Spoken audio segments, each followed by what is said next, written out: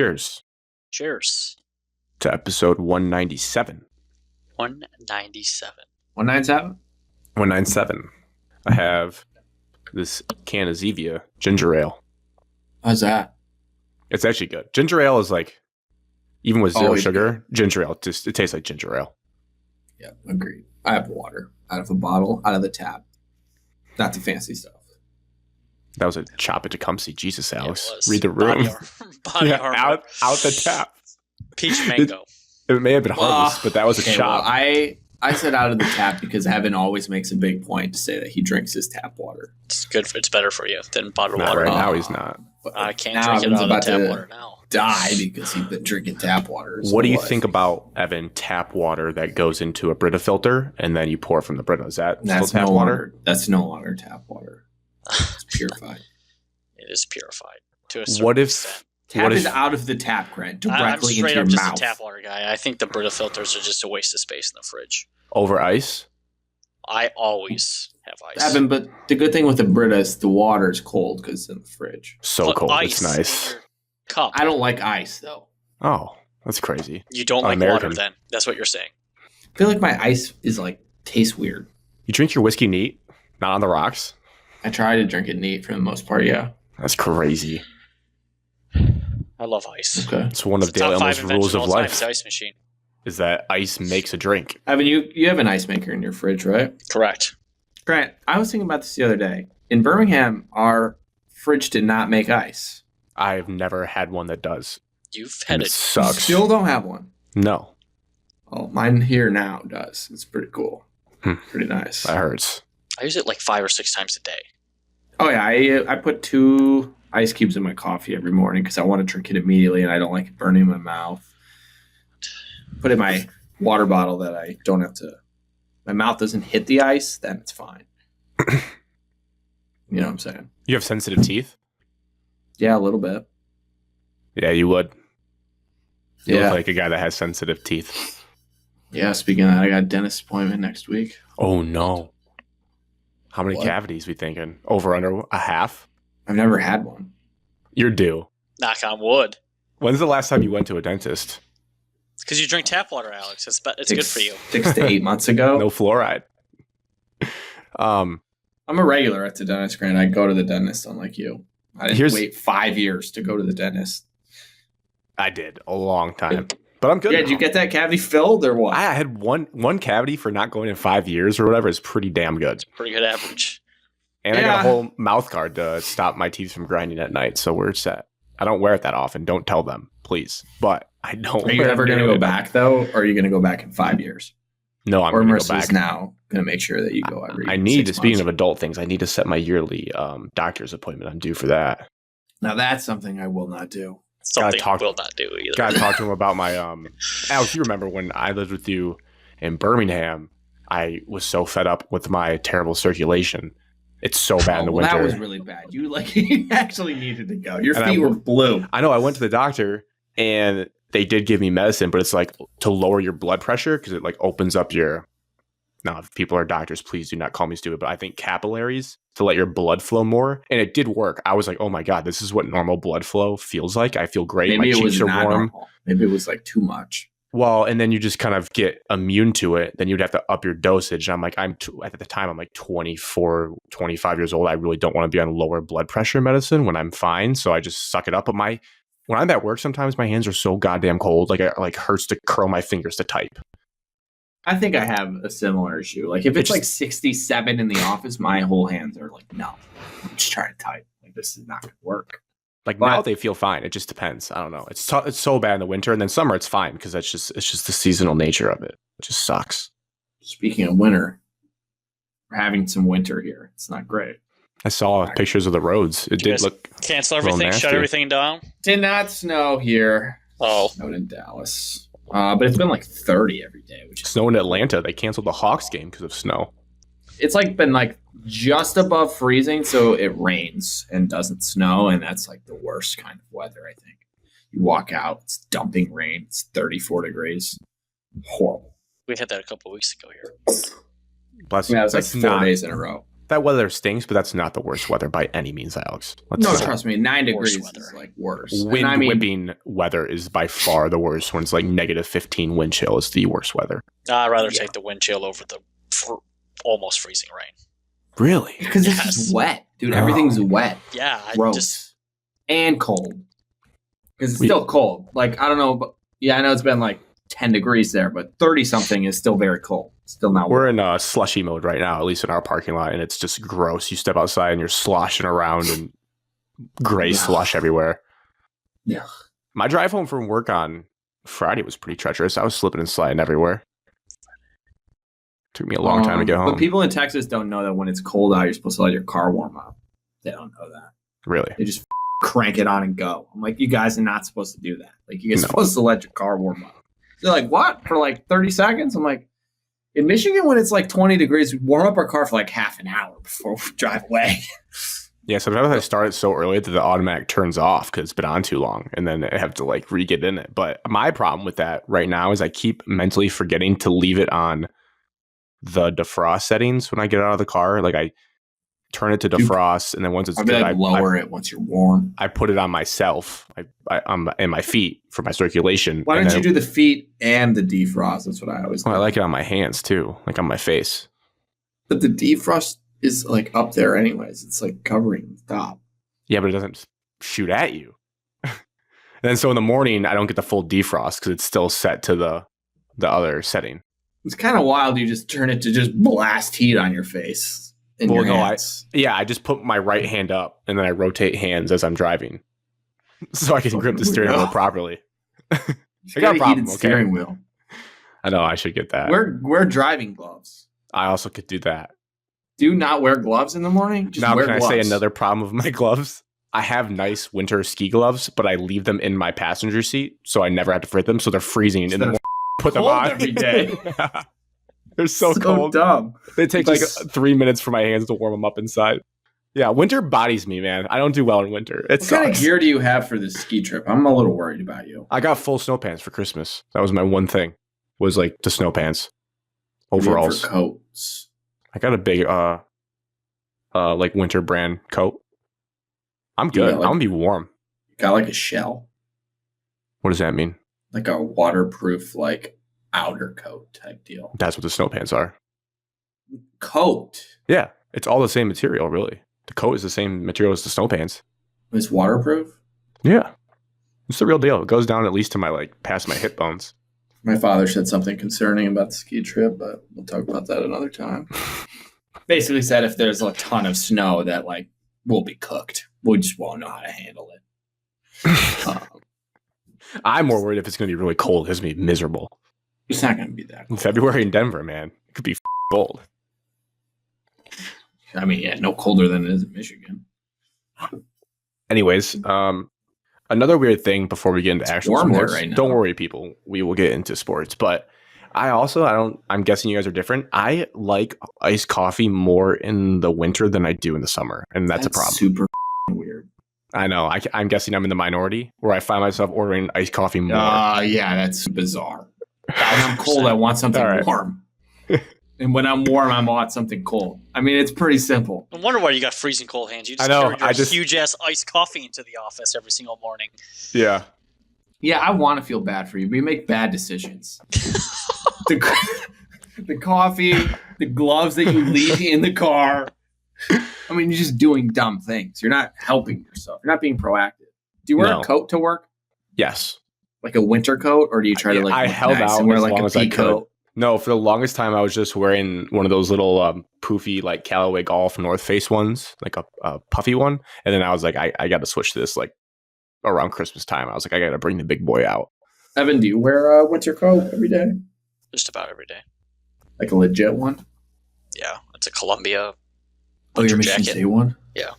I can picture it on you. I can see it in my head. You really should, because you never know what if your car breaks down. I should have been wearing mine earlier. It's like you never know. I remember when I was younger and in college, I'd wear whatever coat looked the best. Didn't want to look like a loser. And then hurt me. I got to the point where I was like, "This is so dumb. I'm just gonna wear whatever's the warmest because then I'll feel better. I don't care what people think I look like if I'm wearing this giant puffer jacket that looks ridiculous. I'd much rather wear that." No shame in that. I'm jealous of the people that wear like the head-to-toe ones. They look so warm. Like full parkas. Athletes used to have those on Butler's campus. You could tell if they were an athlete, they'd have the full Butler Michigan parka. State athletes have them too. Yeah. Well, they're probably the same brand. They're probably Nike. Yeah. You got to get a Canada Goose or whatever those. What are those called? Those are outrageously expensive. Oh, they look warm though. I just refuse to believe they're that much better quality. It's definitely like a status thing. Look good, feel good. I don't see them a lot more. I guess I saw them more when I lived in New York. They were everywhere, and I don't see as many now. That makes sense. All right. Tonight is Sunday, January 12th. It's 8:20 p.m. The Bucks and Commanders are playing right now. So if you see your eyes or hear us make any sounds, it's probably related to that game, I would say. Episode 197, like we said, it's jam-packed, I would say, for a January episode with none of our teams left in college football. We have a lot of football still to talk about. We have weekly check-ins, Wildcard Weekend thoughts here. It's not over yet, but we've seen quite a few games. Detroit Lions matchup is TBD right now. So I guess we can talk about a couple different scenarios to at least give people somewhat of a preview, depending on, we could do like, if we play this team, what do you think? If we play that team, what do you think? And then we have college football playoff semifinal reactions, Ohio State versus Notre Dame predictions, a couple Michigan basketball thoughts, and Pistons and Red Wings thoughts, since they are absolutely crushing it in 2025 so far. 18-1 between all teams. Pistons, Red Wings, Lions. Michigan basketball, Michigan State basketball. Who's the one loss? 18-1 in 2025. Pistons lost to the Warriors. Lost one game. Wow. January in the D. Taking over April in the D. January. January in the D. Winter's here. Grab your gear and head down to Ford Field. All right, that's enough. Okay. Mikey Sanders still. Did you guys hear the news? Jim Nance's 500th NFL playoff game or career NFL game? No, there's going to be a rival podcast dropping soon. They're in talks. Really? I mean, I pushed it. I'm trying to get them to start it. I think they will. Hopefully, if they haven't gotten it off the ground yet, they'll hear this and then they'll get it off the ground. But 3 former guests of this show. Hell yeah. They're going to talk about movies as well. You froze. That's what I hear. I must have froze. You froze. I froze. I must have froze. All sports and movies, apparently. Oh. Pop culture. Oh, I like that. Yeah. See if that gets off the ground. All right, Alex. Yeah. What'd you do this week? Well, like I said, the weather was pretty poopy. That didn't stop you from golfing. First week back to work, right? No, last week. Wait. No. Yeah. Well, we recorded on Monday night, I believe, last week. So kind of is all. Yeah. This is my first. It's a tight turnaround. It's a tight turnaround week. First week back. You loved it. You missed it. You couldn't wait to get back. So yeah, back to work. I'm trying to think if I did anything. I got a Robo Rock. What? Huh? A Robo Rock. Can you show us? Who in the what now? It's a vacuum. Yeah, can you show us? You want me to show you a it? Roomba? Yeah, pretty much. Also, so you're lazy, is what you're saying. Well, my mom kept telling me I needed one, so if my mom says I need one, you know? Go, Carrie. Get a normal vacuum like everyone else. I have a normal vacuum, Evan, but you need Dyson, it is, Alex. It is pretty convenient. So I set that up. Has it sucked up anything it shouldn't have? No, like it dried up sock. It knows to not run into stuff. Evan, please. Got like cameras or something. Is it app controlled? You blueprint your room? Yeah. Control it from my room. You hit like map, and then it like drives around your apartment, just bangs into a bunch of shit, and then it knows where everything is, and then it like drew a picture like on the app of my whole apartment. It's like exact of what it is, like the floor plan. So yeah, that's pretty cool, I guess. When do you run it? You run it during the day when you're not there? Well, I just got it Friday. Oh, okay. You haven't even taken it out of the box. No, you haven't hit start and just watch it do its work? Just sit there. Yes, I did. I did that. I watched the entire thing. I watched it. And I was like, yeah, this is fascinating. So yeah, I've ran the vacuum once. Big week in the Gillen household. And then you can like schedule it for like certain times and during the day or whatever when you're not there. Make sure you hit 2 p.m., not 2 a.m., because that would be startling to wake up to.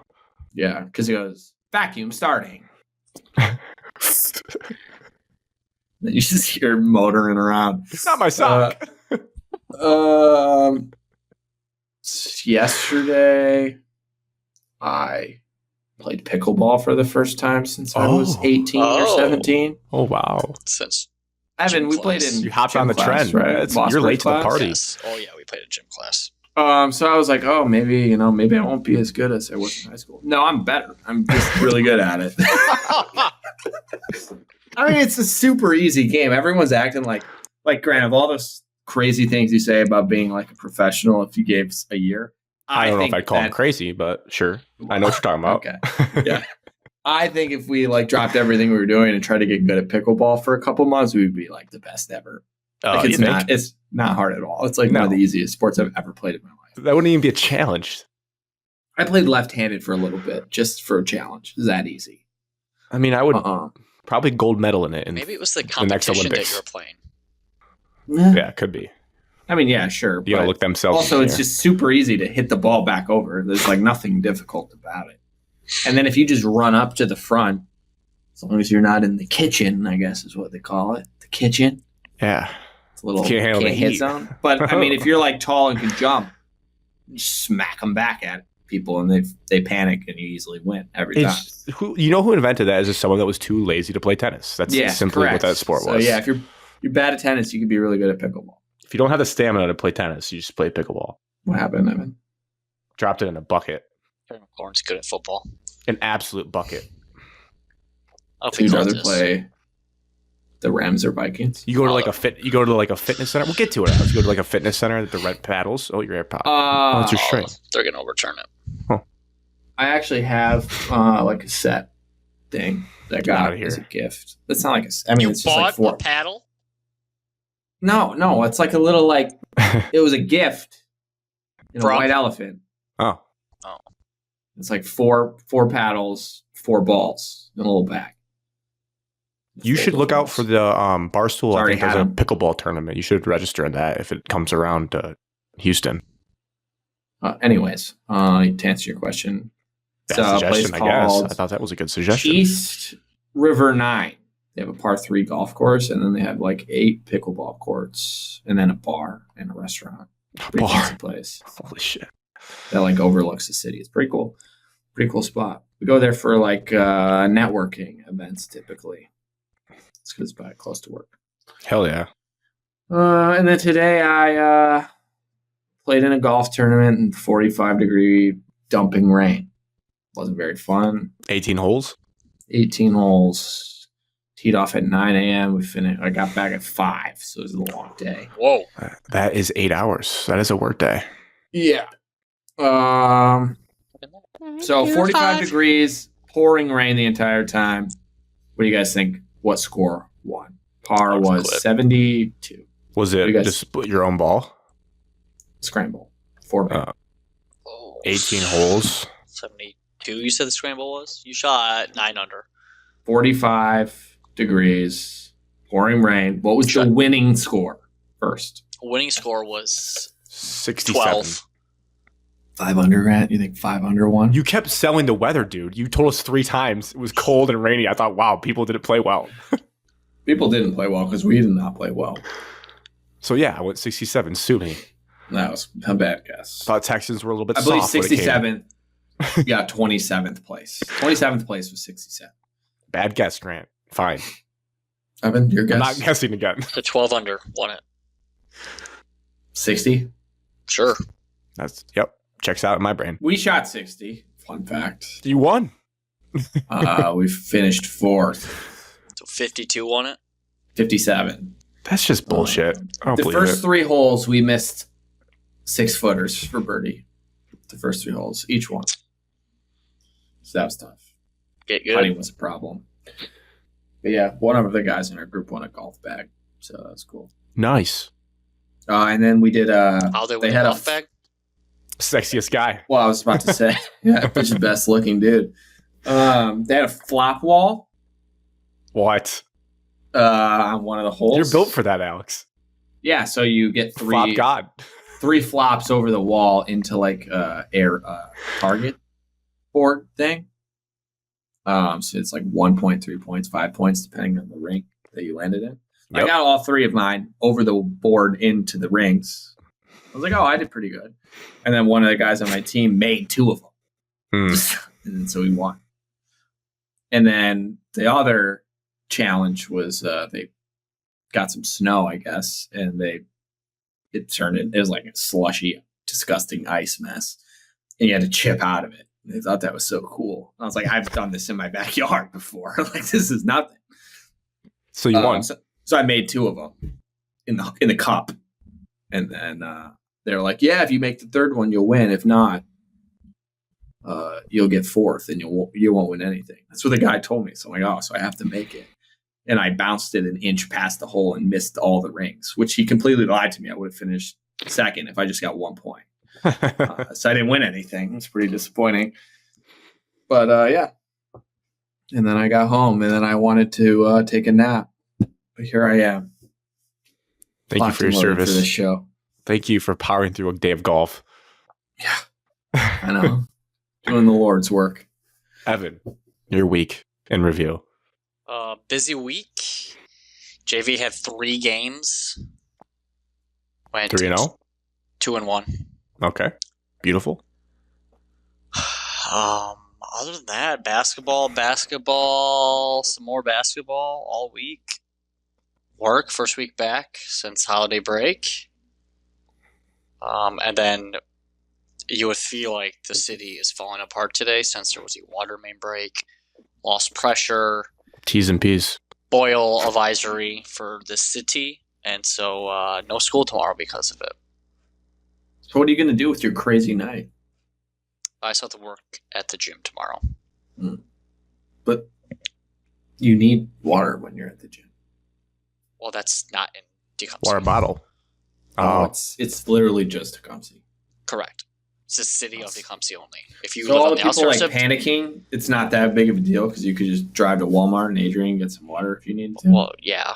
Oh, Alex, I mean, I'm sure Bush's is sold out of water right now. But as of right now, they said it's planned to come back not until Tuesday around afternoon, which is more than 48 hours. Did you just boil some water, Evan?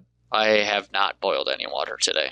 Have you had any water today, Evan? That's actually, yes, I did. This morning, I took a shower, came down, made breakfast, turned the kitchen sink on, and I was like, well, this is weird. There's like no pressure.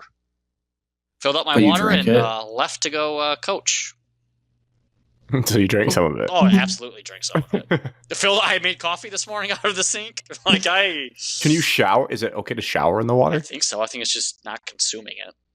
Yeah. You remember, Evan, how excited my dad was when he got that water bottle thing where you can just like fill the bottle up from a creek and then it filters itself out? He's probably telling anybody that'll listen. This water bottle. You drink out of anything. He's probably got a line outside the house right now selling I'll be honest. The water, though, that we drank out of the creek during the deer camp, that was so refreshing. It was like 33 degrees. When he found out that they had to boil water, he probably sprinted to the basement. This is why you buy this. See, I told you. I got it. This is why I got it. They called me crazy. Oh, man. Yeah, well, hopefully the key with this whole thing is that they actually, if they have to push that deadline back, then people start wondering, when will this actually be fixed? But game on tomorrow still, because it's away. So we're all good. Game on, baby. Where at? At Ipsy High. Good spot. Good. That's a far drive. They still do the 2 liters. Last make a free throw, get a 2 liter. I remember I walked out with 3 2 liters one year. I was like, yeah, this is good. What? When we were on JV or freshman, I think it was freshman. During the varsity game, they were like, yeah. Oh, yeah. Come out for $1, and if you make it, you pay $1, you make a free throw, you get a 2 liter. I think our entire team just went out. We all made them. We all made our free throws because we shoot them every day. They haven't done it in a while, but there was a team not that long ago that did it, and I can't remember who it was. Columbia Central last week. They're doing a half-court shot for like $1,000. Damn! Wow. It was like Columbia Central. It was like a sponsor. I don't know if it was $1,000, but they had a big ass check ready to like write it up and send it to whoever makes it. Yeah, and that that putt that you make at Michigan State's only like $1,000, I think, and that's like a 94 foot. That's crazy.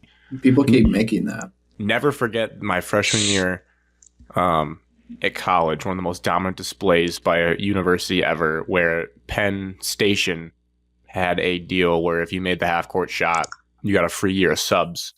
3 straight sellout Saturday games when Holtman was there. Like, we were good. Kids drained it in a sold-out crowd. 3 kids in a row, Penn Station had to pull the deal because they were just getting bankrupt by these kids draining half-court shots. There's got to be a stipulation where it's got to be like 3 subs a week or something. It can't be just like every single day, right? Yeah, I don't know. One of those kids has every just been day. abusing it just every day. Lunch and dinner. 2. Yeah. Evan, how's your like hoops game? Like, you coached, you mentioned shoot around that you were supposed to have. I was like, you get up shots? Like, is your stroke pretty good? I honestly don't shoot that much. I actually haven't played against them. Like, over break, I would play, like, be like a scout team or run 5-on-5 with my team. Hell yeah. It's like riding a bike. You shoot one, you shoot a couple bad shots, and then you get it back underneath you, and you're like, yeah, this is... First shot, air ball long, and then you reel it in. Yeah, deep air ball. Miss a couple left or right. You're not, you're missing, not dialed in, and then after you see one go in, you're just like, oh, yeah. Papa's back. Yeah. I don't shoot too much. I don't shoot too much with the girls' ball. Right. This past week. I remember I played in a intramural league co-ed with the girls' ball. I felt like I was like Michael Jordan. I just run through the lane, just palming the ball. No, but busy week, exciting. Grind don't stop. Never. For me, I was dealing with the cold all week that I started getting on Monday. Felt worse probably Tuesday and Wednesday, and then it started to get better. Now I'm at the point where I'm just getting all the phlegm and snot out of me, not to get too graphic, but I might have blown my nose like 1,000 times this entire week. It sucks. I've gone through so many Kleenexes, but we're almost there. Saturday morning did something I haven't done since 6th grade. Marissa and I went rock climbing with our cousins. Evan, did you touch the nose? What? Did you touch the nose? I didn't know what this was. I Camp forgot it Kimball. at least. Kimball Camp is what it was called. Camp Kimball. No, Kimball was first. I'm on Grant's side. It's Kimball Camp. It's Kimball Camp. Okay, touch the nose of what? The big rock wall. Like the top of it? The nose was in the middle. Did you pick the nose, as they called it? No. It was called Kimball Camp. Little Evan was too scared of heights, and I didn't trust my colleagues to hold me up, so I just said, F the rock wall, I'm not doing that. Yeah, One sec. I get that. Image. Oh, I damn have it. a picture. I did the... I was going to share my screen, but I don't have it. I did the free pop challenge, Alex. Oh. The nose is on the middle. I don't remember the nose at all. I just remember the huge ass side. I got to the nose, and it's like straight back, and I was like, oh, there's no shot in the world I can go up this. I touched it, but Alex Gilbert climbed that whole thing. He went over the nose and made it to the top. No one made it to the top in mine. I think he did. I remember being in awe. I was like, he might be the best athlete in our grade. I remember a group not paying attention, and just one chick just like slipped, and she went straight down, and like the camp counselor was like, make sure everyone's holding on. Like, I mean, just like... Wasn't there a zip line, too? Yeah, zip lines... Remember, like, zip line people would get, like, strung up there, and then they're just too scared to pull it, so they're just up there, and everybody's like, you gotta pull it! I just remember there was, like, an afternoon, you just free-for-all, do whatever you want. It's like, just go ride the zip line 55 times if you want to. What a weird place. Yeah. Was that in Indiana? Or was it Ohio? Remember. I don't think it was in Michigan, or was it? It may be just in Michigan.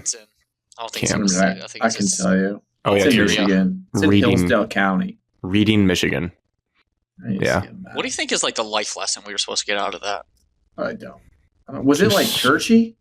No, but I'm saying there's a reason why you went and did it during 6th grade. It's not even far at all. It has to be like a state like requirement to get something out of it. Just past Jonesville, and you're acting like it's far. Wasn't the like main takeaway the story that like told someone to like shut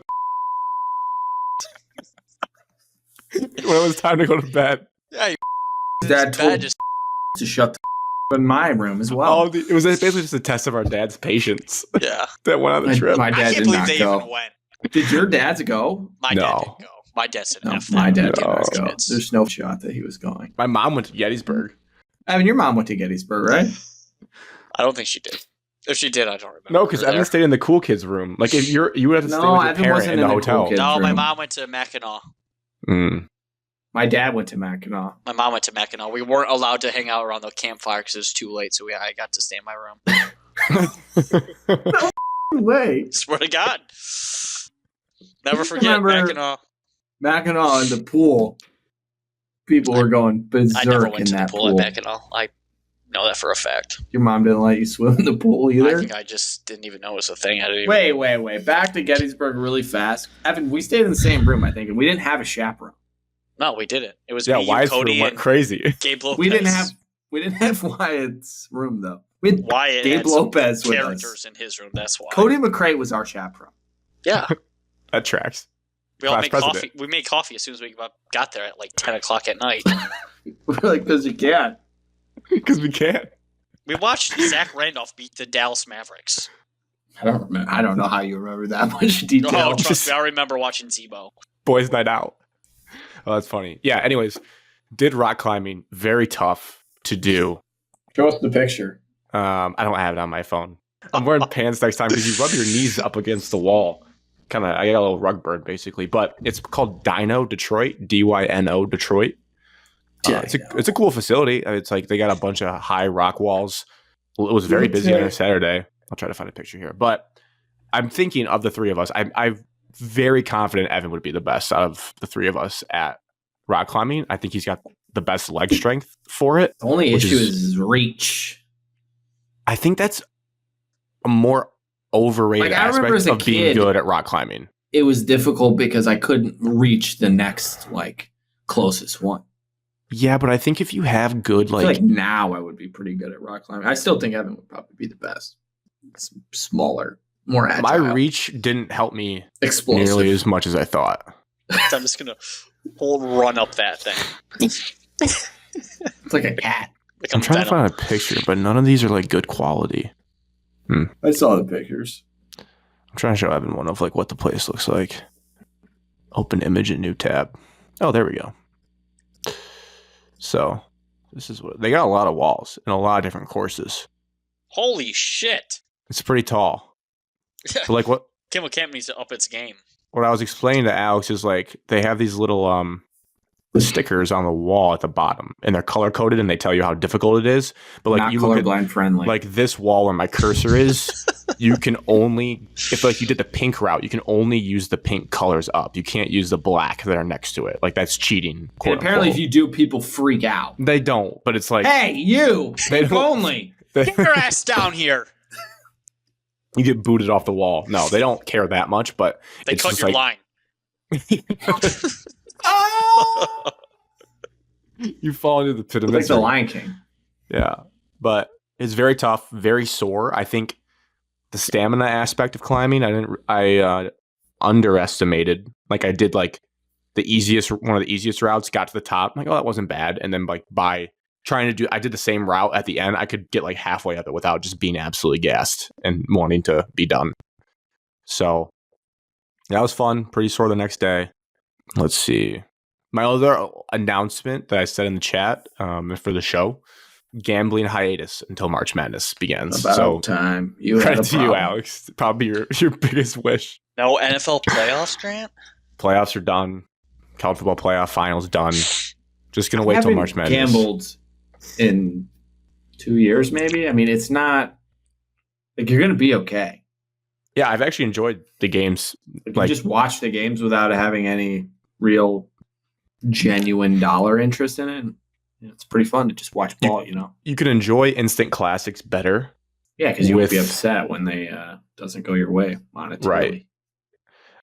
If I do come back, which I will for March Madness, I'm just going to do way less volume of bets, do a little bit more on each bet, just less, because I think I was just trying to spray and pray too much with too many single bets. And I was just going through a streak where I just kept losing. I'm I'm just not smart. I keep losing. Told you that you're betting on too many things.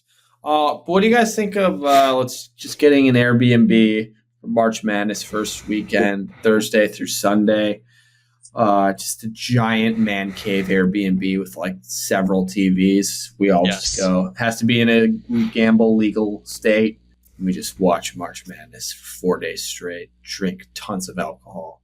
So down. Faces off. Down. I really wanted to do that this year. City I said it Casino last Hotel. year. See you guys Said there. it last year during March Madness. And I felt like it got traction, and then we all never talked about it again.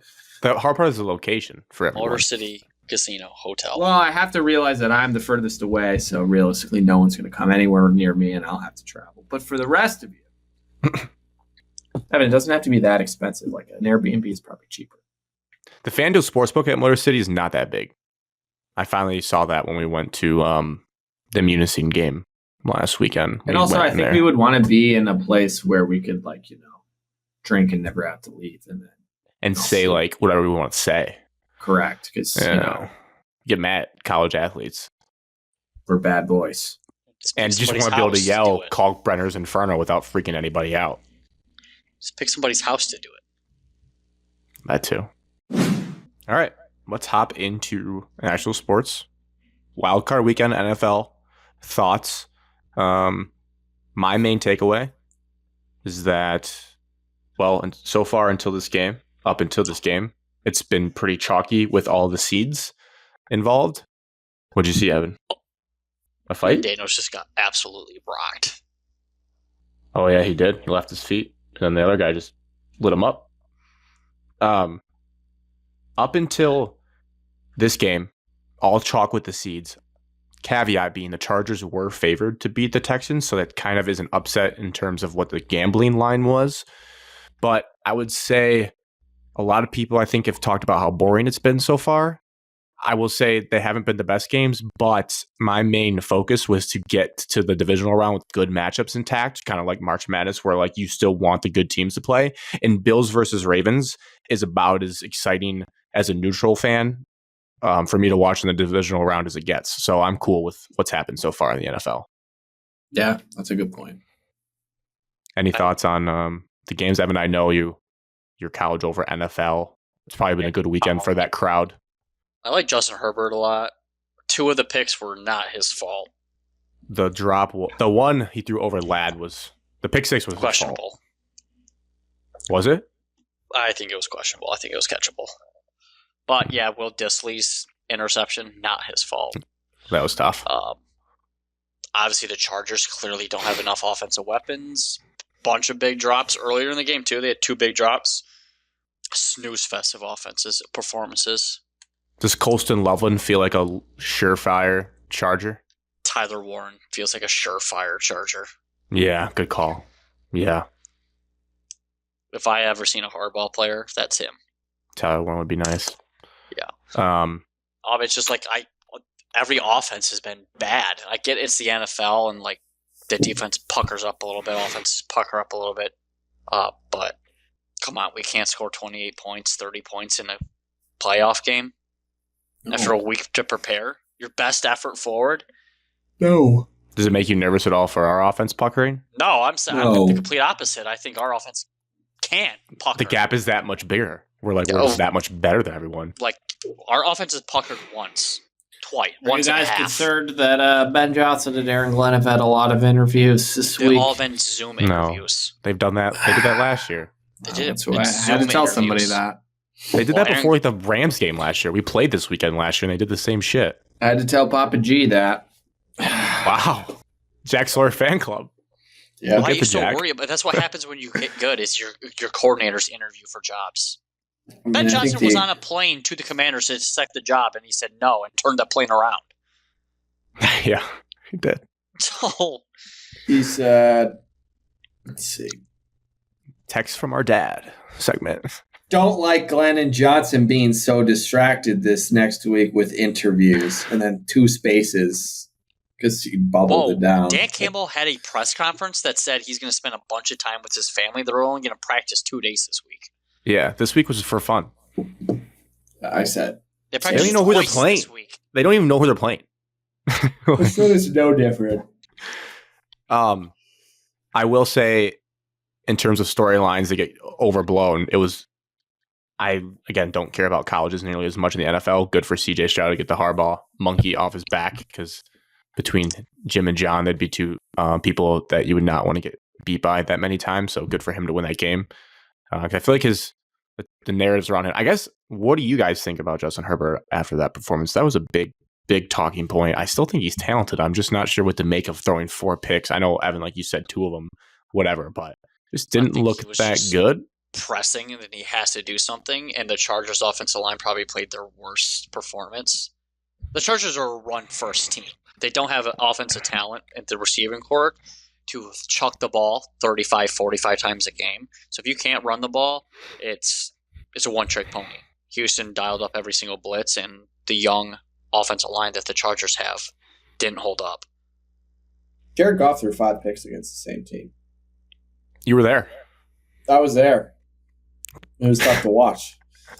So, I don't know. Maybe give the Texans credit. I don't think Justin Herbert, we should write him off. He's not.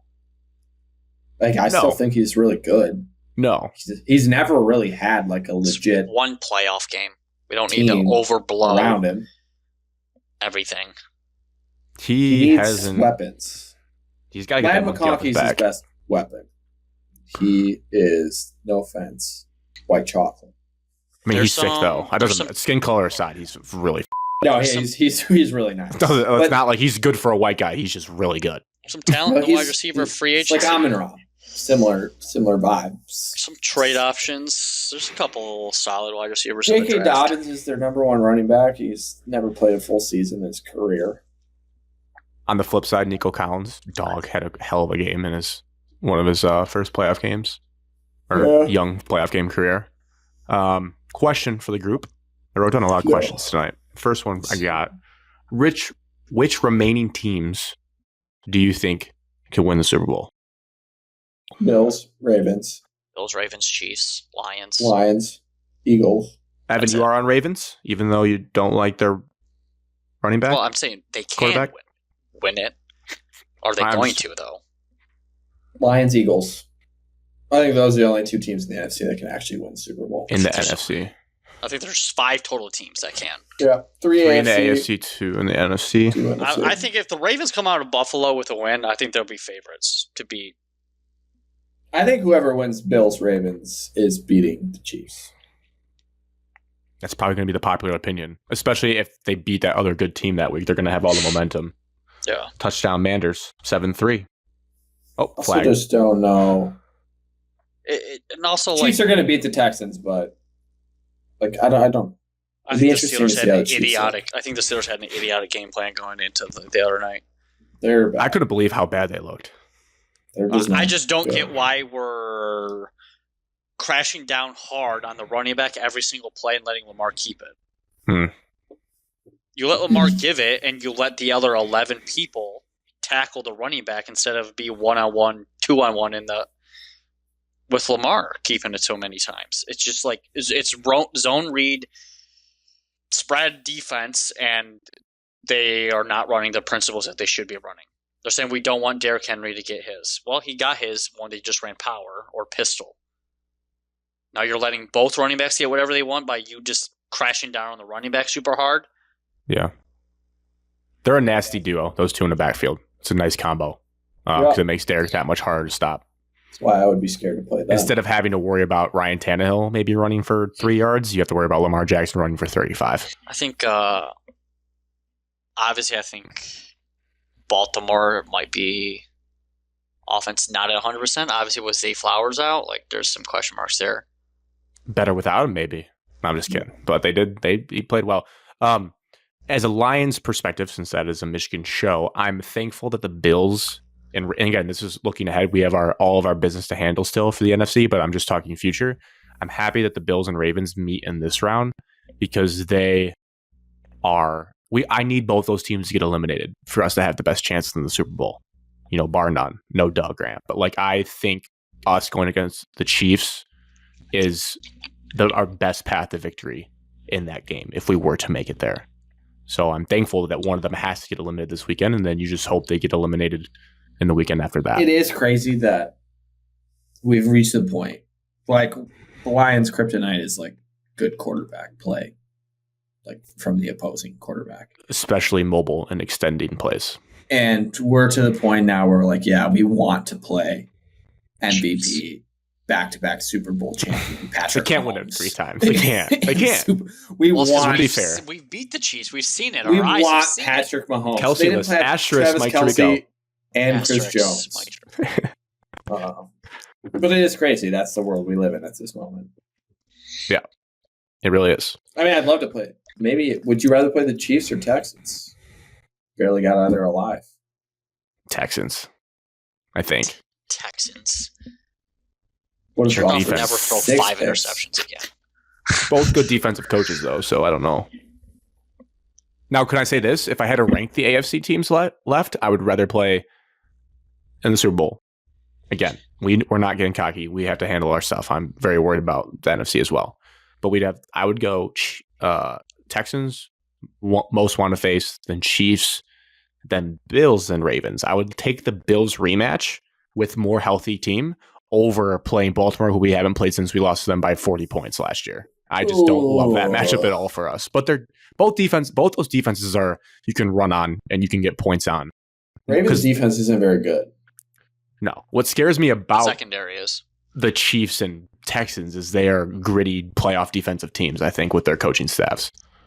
Yeah, and that's a winning formula in the NFL playoffs. Yeah. So that's kind of my thoughts. I think, yeah, it's fair. For the Lions, maybe we'll circle back at the end if we know more about this game. Again, we're not going to be on that late, but I guess let's rank in order who you want to play for next week. Last week, Commanders number 1, Packers 2. But Packers they're are out, though. Packers are out. They just lost, Alex. We can't play them no So matter what. now, and then it'll be Rams, Vikings. Commanders, Rams, Vikings. So only 3 teams. Yeah. Do you agree, Evan? Commanders last would be the two most are- likely team I'd rather play. All agree there. I'm with that. I And don't know then about the last Smack two. them. I would say Vikings over the Rams because We just played them, though. who's got the better quarterback? True. We do. Stafford Stafford. So I'd rather over play. Darnold. I thought you were saying all 3 together. Rams Oh. defense, though. Still Yeah, us, I mean, though. I don't want to play either. I just want to play the Commanders. So just make it happen. I would rather play the You don't want to Vikings see again. Blake Corum. He's out. I know. Aaron Jones is a little banged up. Let's just play the Commanders. Yeah. And then Amen. the Bucks. Commanders, Bucks. Oh, we can't do that because they're playing each other. Yeah, Correct. the Commander Bucks are the 3. Commanders, Vikings. I'll take that path. You Yeah. convinced me. I'll take the Vikings over the Commanders Rams. Vikings. Yeah, I'm down for that. Let's see. I guess we'll move I on don't from think that. Goff's going to throw 2 interceptions again in our own end. Oh, God. You're saying Vikings? I'm not Yeah. Yeah. That's why I'd mentally. It rather was- play the. It was funny how you're like, they probably won't have a strip sack recover for a touchdown, and then Ivan Pace basically had that interception that Almost basically six. was a touchdown. But we Yeah. held to 3. So Held them Um, 3. Yeah, as soon as that just happened, quick- I was like, you got to be kidding me. Quick scheduling question. Do you think we'll play on Sunday next week? Yes. I do. I do think 100% we're You guaranteed think we're- Sunday because Saturday's going to be AFC because they all played on Saturday. smart. Yeah, Evan's a step Well, ahead the of us right Chiefs- now. Is that true? The Bills Broncos didn't, They're but not going yeah. Sunday's gonna to make be- the NFC play on Monday and Saturday. They're going to be But Monday Evan- and Sunday. Michigan State, Illinois, Sunday, CBS, 11 a.m. or 12. Oh, yeah. And We then don't play after till- that- I think it's 1 No, o'clock. it's 3 o'clock or 6:30 are the NFC games. Right, but Michigan State, Illinois first. I'm thinking about and then going that's to going to the lead Illinois into game. the Lions game. That's thinking going about to be going to just that a game. lot. It's a lot You for are, me on Evan? Sunday. Yeah. Well, depending on the Lions game. If you're driving back during the Lions game, you're I going wouldn't drive back during the Lions game. You go watch it at Raising Cane's. Find a bar to watch it at. So you think the Lions are Crunchies. for sure Sunday then? Yeah, I think so. Yeah, I So, probably already lean out. 6:30. I want 3 o'clock, but I probably lean 6:30. I want 2. 3. Well, just because Monday Maybe the on 20th, Fox? Alex, we don't For have. NBC. It got to be on Fox, right? I don't know how No, it we'll works. be on NBC. I mean, I'll tell you in a second. I'm sure they got some stuff. Oh no. I just know the championship round will not be on Oh no. Fox because they have the Super Bowl. We're on Saturday. No, we're I'm looking at ESPN. I don't know if this is going to change, but they do It's have gonna Saturday change. and Sunday flipped out. Though they have TBD Lions. I'll show you my screen. I don't know what to do with this. I don't know. No, I don't know why they would do it like that. Why would they set it up like that though? I'm on CBS and it says AFC It's / 18 NFC or 19, 4:30. 18 or 19. 18 or 19. No, 18 I or just 19. hate that they do that. You're right. All right. Because that's your team. They're listed first. Well, but they have like what we do know for sure is that if the Commanders do not win, we play Sunday. Guaranteed. If the Bucks win, we're guaranteed to play Sunday because Correct. they're not going to make because it says the Monday night game plays on Sunday no matter what. Yes. Oh yeah, probably 6:30 then. They'll put us in the primetime window. We draw numbers. Could be Saturday though if the Commanders win. We're the most watched Sunday night game finale. Either game is going to be eyeballs. Rematch between 2 weeks ago What's the networks? Or another Stafford rematch. I think I'd rather listen to Tom Brady at 6:30. It's going to be Gus Johnson. Or at 3. He got shot in the leg. So Sunday's going to be a long day. Big basketball game. Grab your nitroglycerin pills. Football game. Take your low blood pressure. Yeah. Send some pills over. Get that blood flow. Or you just take a Viagra and be bricked up the whole day. It's gonna be a must-win hoops game, Evan, leading up into that. Yeah. Don't we play somebody during the week? Penn State can't at home overlook. Wednesday. Huh? What'd you say? Penn State at home Wednesday. Oh, thank God it's at home. You're actually to the point, though, where you can start overlooking those teams. Teams such a wagon. We'll get to it. I'm starting to overlook them. That was golfing. He told us not to worry about Northwestern, and he golfed during it. That's how much he did not care about the Wildcats. I started doing some research, and then I said, you know what, we're going to be fine. He said, Chris Collins, I'm going to go work on my 9-iron game, my flop wedge competition. I hit some nice 9-irons. Boo-boo, he's gone. He can't hurt me anymore. Alex did say that this week. Said on the course today, too. Maybe we'll look at predictions for Lions stuff later, but it's hard. What do people want? We're excited for it, but we can't really preview a game we don't know who we're playing. It's going to be a sweat fest. We'll probably be favored by depending on who. 5.5. That's what the Eagles were favored over the Packers. I feel like they're going to give us 5.5 range. I don't think it'll be a full touchdown. Commanders would be 5.5. I think Rams would be. Manders would be 7.5. I think it would get up to that. Whoa. I do think they would just. I think go Rams would be 3, and I think Vikings would be around 6. Damn. Vikings might get super high, but Vikings would cover just because everyone would see the most recent performance and be like, "Oh yeah, Lions get beat by a touchdown." The only other Lions stuff I saw was all pro stuff came out. That was cool to see the amount of buzz that our guys got. Kirby got on. All pro matters All-Pro. more than Pro Bowl. Pro Bowl is votes. No one cares. Dave Burkett, shout out, guest of the show, Dave Burkett put out this. I'd like to see, he put out the whole Best ballot of where Lions ranked all pro. Alex, your guy Gibbs was the 3rd running back, so he just missed making one of the all pro teams, but he was ranked 3rd in the entire league behind Saquon and Derrick Henry. Your thoughts? Too low? Joe. Probably where he should be, in my unbiased Gibbs opinion. Wide receiver St. Brown was the 3rd receiver in the entire league. There's not a second team all pro? Yeah, but there's only one running back on each team. It's tough by position. It's harder in certain positions. Like there's 3 wide receivers on first team, so St. Brown was first team all pro because he was the 3rd receiver. This was surprising. Jameson was the 14th receiver in the NFL. Top 15 receiver. 1,000 yards. Yep. You sent that graphic of this year of how many people Jameson beat out. Yeah. Now some of them were injured. Some were dirty stats. Jameson missed 2 games or so. Yeah, for Viagra. Teddy Bridgewater posted this new Lion signee. Teddy Bridgewater posted this photo. Bridgewater. Teddy Bridgewater. He posted this photo on his Instagram story saying that JMO least amount of catches and targets by any wide receiver in the 1,000-yard club this year. So he did the most with the least. Missed 2 games, still got it. 17.3 yards a catch. That is a lot. JMO's down there somewhere. He's going to be our offensive coordinator J-Mo. next year, isn't he? No, it's going to be that Tanner Erstring guy that we always talk about waiting in the wings. It's going to be Ben Johnson. It's going to be Ben Johnson. Well, one spot's already been filled. Ben's going to the Raiders, and Aaron's going to the Jets. So I would not want to go to the Raiders. at least they'll both be in the AFC. No, he's not going to go somewhere that doesn't have a quarterback. He might for Tom Brady, though. He probably trusts that management more. Anyways, Jets down are the list. requesting to interview Spagnuolo. Wait, for the Chiefs? Yeah, from the Chiefs. Ragnow, second team All-Pro. Good for him. Stud. Right guard, Zietler, was the fourth guard in the NFL, so top 4 guard. Sewell, number 1 at right tackle. Hutch, our guy, still led the team in sacks this year, which is Gotta crazy. vote. Tied for 9th Yeah, gotta edge vote. rusher in the NFL with the season he had. Still just an absolute beast through how many games that was. Our linebackers, Campbell was 10th, Anzalone 19th. Kirby, the first safety in the league. Branch was 5th. Jack Fox 1st. Khalif Raymond 2nd. So that was kind of the rankings. Khalif Raymond's second team All-Pro. Yeah. Yes. So who was the first punt returner who got it? You know? Oh, I did see his name. First team All-Pro punt returner. Marvin Mims for the Broncos. I don't know if they factor in your wide receiver stats for that at all, but he's been sick for them catching as well. He scores a touchdown like every week. Oh, not anymore. Season's done. Bo Nix also kind of impressed me a little bit. In a 31-7 loss. Did you see?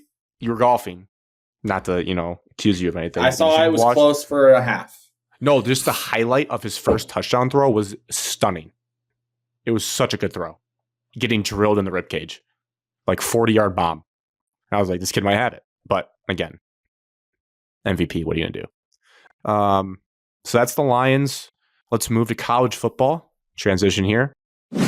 Semifinal reactions. All right, so one game is left in the college football playoff. My question, we'll start with Alex. You were a little down on the sport.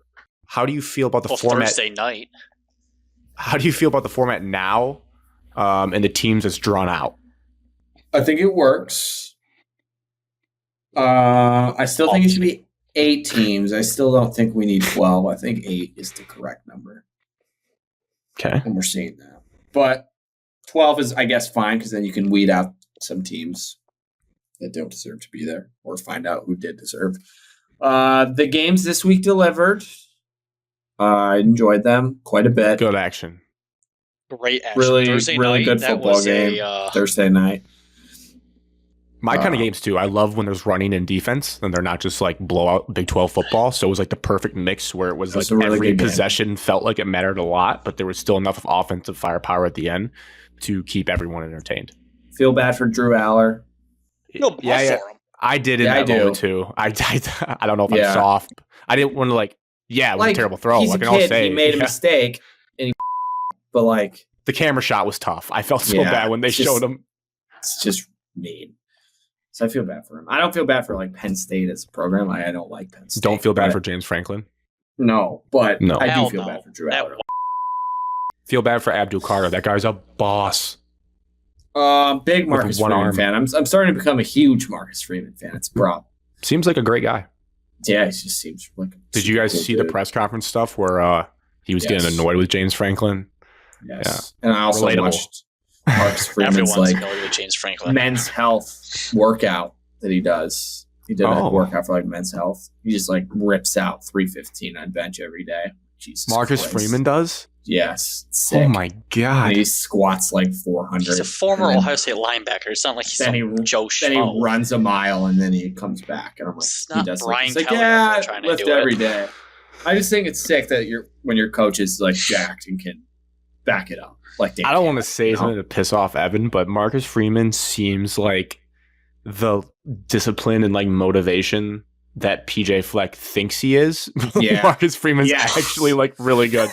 He's actually that guy. Yeah. PJ Fleck would be that guy if could ever be at that top of a program where he can get whatever he wants. PJ is in shape though. Spread that turf on the national. Yeah. PJ Fleck's in good shape and PJ has lost his defensive coordinator again today. It's 4 years. I saw that. He's always losing. Miami we bought took him out. one of them, Evan. Miami bought him out. The games this week delivered, made the playoff a little better. I don't like, again, that they're on random days. I wasn't prepared, I guess. You're never going to get the semifinal game on a Saturday or Sunday. I was not prepared for a Thursday night semifinal football game. And it worked out. It was fine. But I mean, I would prefer it to be on Saturday. Never Why gonna can't get it they do- because of the NFL? Grant, I Why know not? what you're going to say, and I don't know why they can't on Saturday The afternoon. scheduling needs 1 to be o'clock. updated. No, 1 o'clock NFL, 4:30 NFL, 8 o'clock final college. Final? Yeah. Semi-final. No.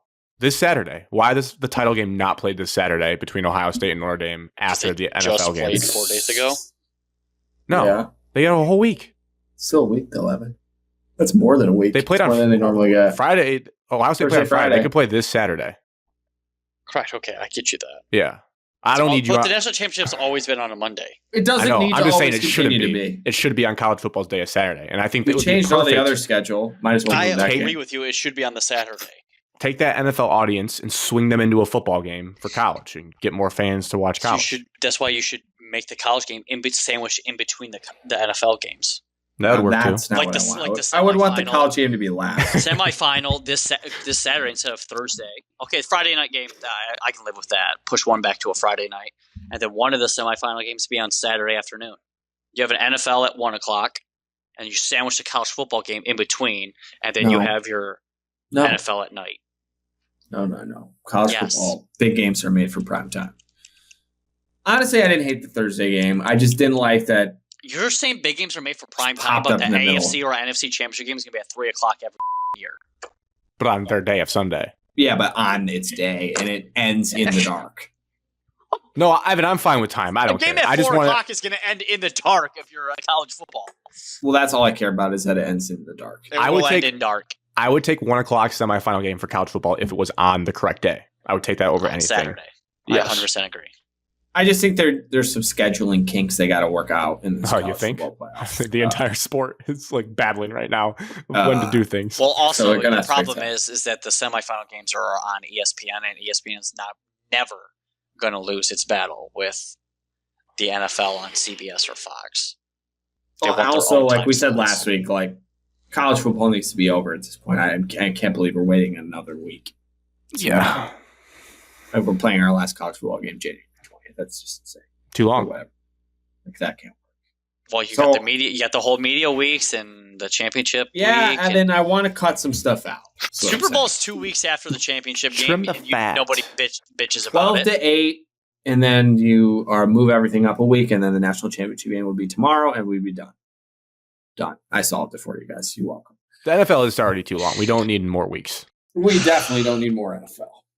Like we didn't need enough. We didn't need that many games to tell me that the Bills versus Ravens should be a divisional round rematch. We could have just skipped to that. Week 6, we But- could have probably said all the teams in the I'm NFL. glad Bo Nix got his playoff experience. Good for him. That the Chiefs, Bills, and Ravens were 3 of the top 4 teams in the Yeah, just AFC. let the Chiefs have a bye and let those two teams play to play the Chiefs. Same on the NFC. Had the Vikings play the Eagles. Winner plays us. And we'll just do it from there. Let's see. Question about the actual games themselves. Did Jay Johnson take over Steve Sarkisian's body on their goal line strategy at the end? That's the only way I can explain that second and goal toss. Evan, you're an OC. What are we doing there? Some shit I would run in 5th grade idiotic NCAA coaches football. that they design plays and then they scheme it up and then they get into the front. They're like, oh, we out scheme them. We have them beat here. But you're just not forgetting that you still have to run the play and their athletes might be better than your athletes. I don't care on paper how out leveraged you are, how out positioned on the line they are. Oh, this is going to work. Look at it. They're totally not even lined up correctly. And to your point, maybe it was that, but it wasn't even on that play. Like maybe it was a late shift, but Ohio State knew what was coming. Like you could see their players reacting in the secondary, like, hey, let's overload this side. And you're doing it to Caleb Downs. I don't care if it's Caleb Downs versus 4 Longhorns. I don't think I'm pitching the ball wide, testing Caleb Downs ever in that situation. It also speaks to like Quinn Ewers is what? He's been in college quite a long time. Why are there no checks for him at the line? Or did he just panic? Or you have no trust in him? There should be some sort of, hey, you know what? Let's just run an inside zone to the right A gap instead of throwing it out where there's like 4 Buckeyes standing there waiting to blow past our blockers. So, and it's not like Texas has a bad O-line. They have big boys up there. Like if you can't run it 4 times from the 2 and you get stuffed, then you deserve to not go to the finals. You tip your cap and you tell Ohio State, good job. But just breaking in that risk to go out wide when you can get cut 5 yards behind the line of scrimmage was just their death sentence in that game. And they may have still lost in overtime, or Ohio State may have gone down and scored, but the fact they couldn't figure out a way to tie that game, because they, to their credit, they did play a pretty damn good game, especially defensive. I think like holding, obviously take away the Michigan aberration game aside, holding that team to, 21 offensive points is about as damn good as you can do. And shutting Jeremiah Smith to 1 catch for 3 yards is about as great as you can do. So if I'm a Texas fan... Texas stole Aaron Glenn's playbook from Justin Jefferson. Yeah. Bracket covers the entire game. Yeah, they basically were just like, Will, you're going to have to dink and dunk us down the field. And they did bait him into 1 pick. Will Howard made a lot of risky throws in that game, and they all worked in the beginning of the game. And I kept sitting there like, he is going to give Texas the ball one of these times, and he did. But first drive of the second half. Guess you got to tip your cap to Jack Sawyer too. That's a play that you will always remember. Everyone in America, when he dusted that tackle, was like, "Oh God, this is going to end so poorly for Quinn Ewers." Everyone poorly. saw the future in that moment, and the fact he got the bounce and then cribbed it, no one caught him. Like that's just a crazy moment. So we can look at the title game now. If anyone else has any other thoughts on the semis, but my main question I think everyone will ask is, well, first one, let's go to Evan. Evan, I thought about you when I saw the matchup. Yeah. Is this your dream national championship with 2 QBs who love to spam QB power when it matters the most? Yes. Riley Leonard is even more QB power heavy than Yeah. Correct, because he can't throw. You should like him. Well, I didn't know how good Notre Dame was going to be at the beginning of this year. And to be honest, Fair. I didn't watch much Duke football prior to this year, but I remember watching Kansas State football when they were ranked quite a bit the previous 2 years. And watching that dude win a Big 12 championship and just running the football, like, yeah, that's it. He was a lot faster, I think, in Kansas State. Correct. Or he looked I saw one video of him just flying against Texas, and then I watched the one where he stumbled when he should have scored, fell over. I was like, oh man, this guy's really not in the same shape he used to be. I wish they would just do one untimed drive each, and all you can run is counter or power with your QB and to see who scores.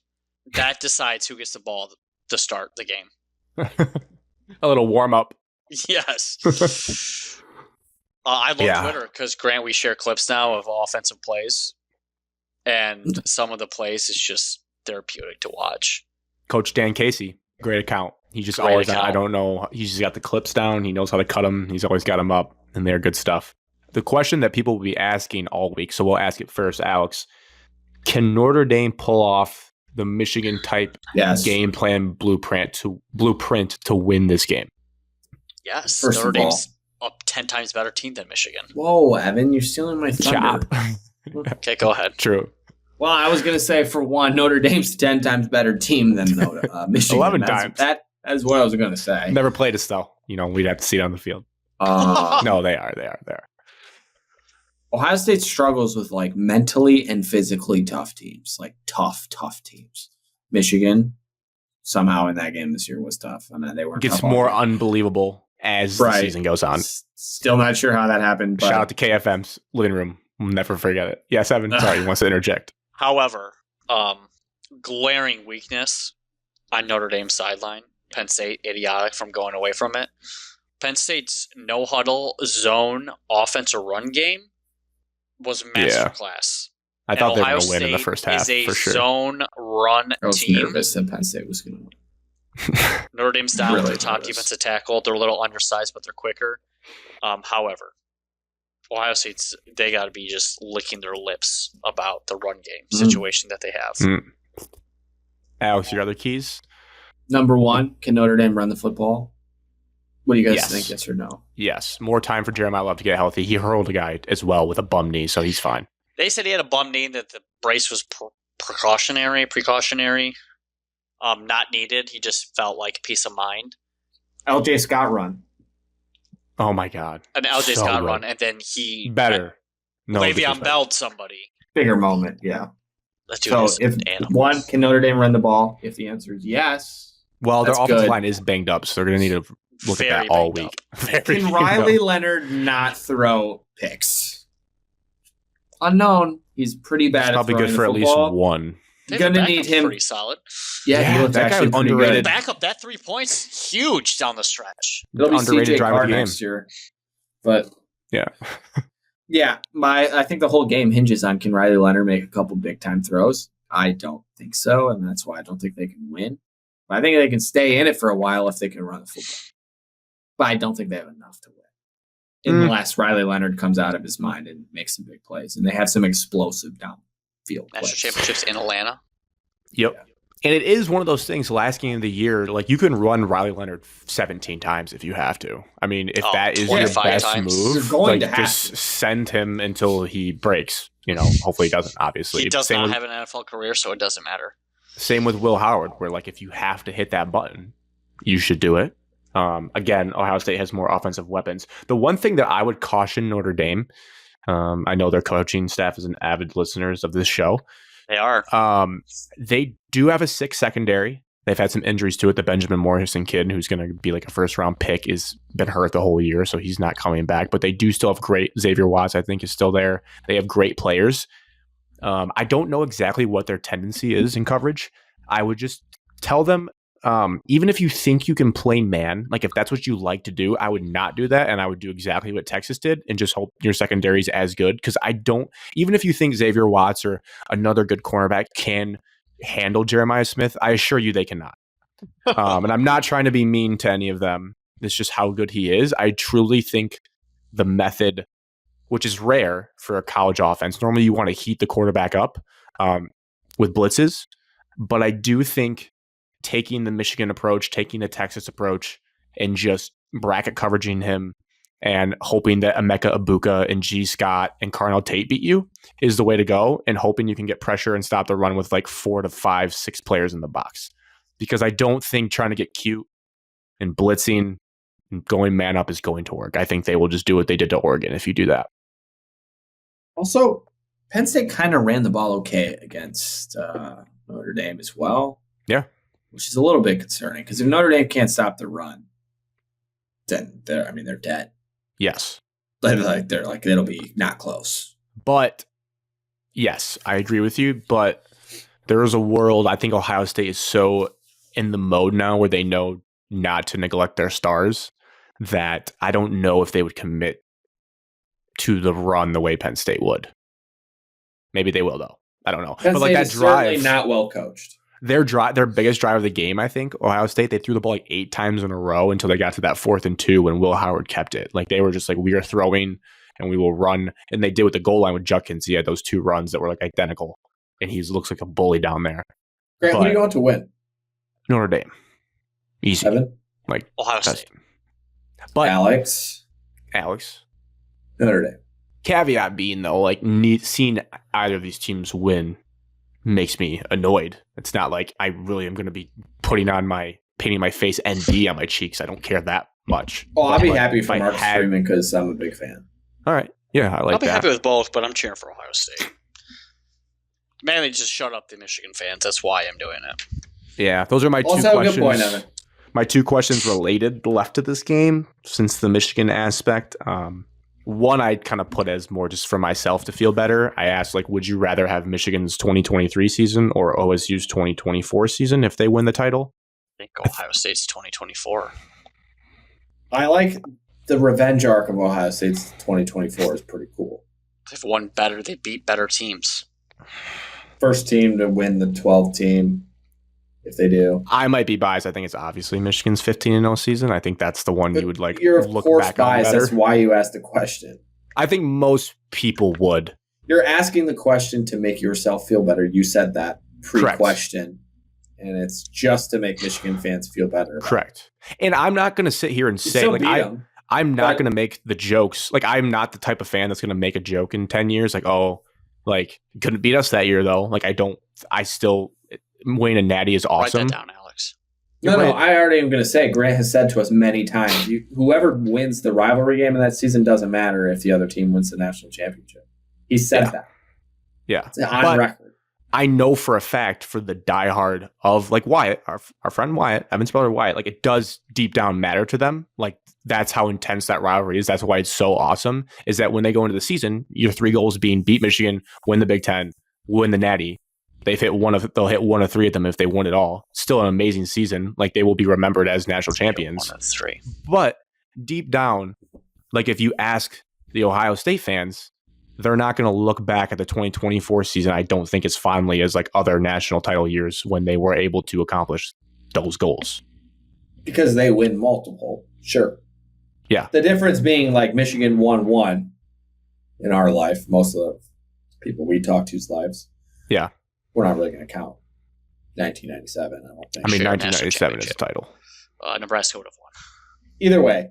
We'd have to do a deep dive of what titles we actually count in college football, because it hasn't really played out on the field since the 14 playoff or BCS None of us title watched that, era. so it's not really something we all talk about. And, like, it's just like Michigan State's 2000 national title for basketball. We don't remember, didn't watch it.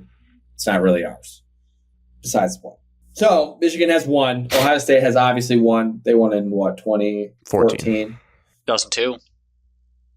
Well, again, I mean, we're pretty young. Trying to be unbiased here. But this will be their second one. So, yes, they'll have multiple national championships to look back on and rank between them. So, will this be the highest ranked one? No, probably not. You're right. Michigan, obviously, they're going to look back. There's only the one season. And they did go for the full undefeated, never lost a game, won the Big Ten, beat Ohio State, won the national championship, won the Rose Bowl against Alabama. Nick Saban retired. Yeah, it's probably fair to say Michigan's is better. But again, the only people that compare those two teams and will compare those teams are the fans of the two schools, because they have a toxic rivalry. They're insecure about their own. Yes, Michigan fans will be insecure about it. Ohio State fans will be insecure about it. There'll be this big debate for the entire summer. Meanwhile, Michigan State just in the background getting better, That's what we're going to do. We're just going to get better. Are we Working on better? yourself.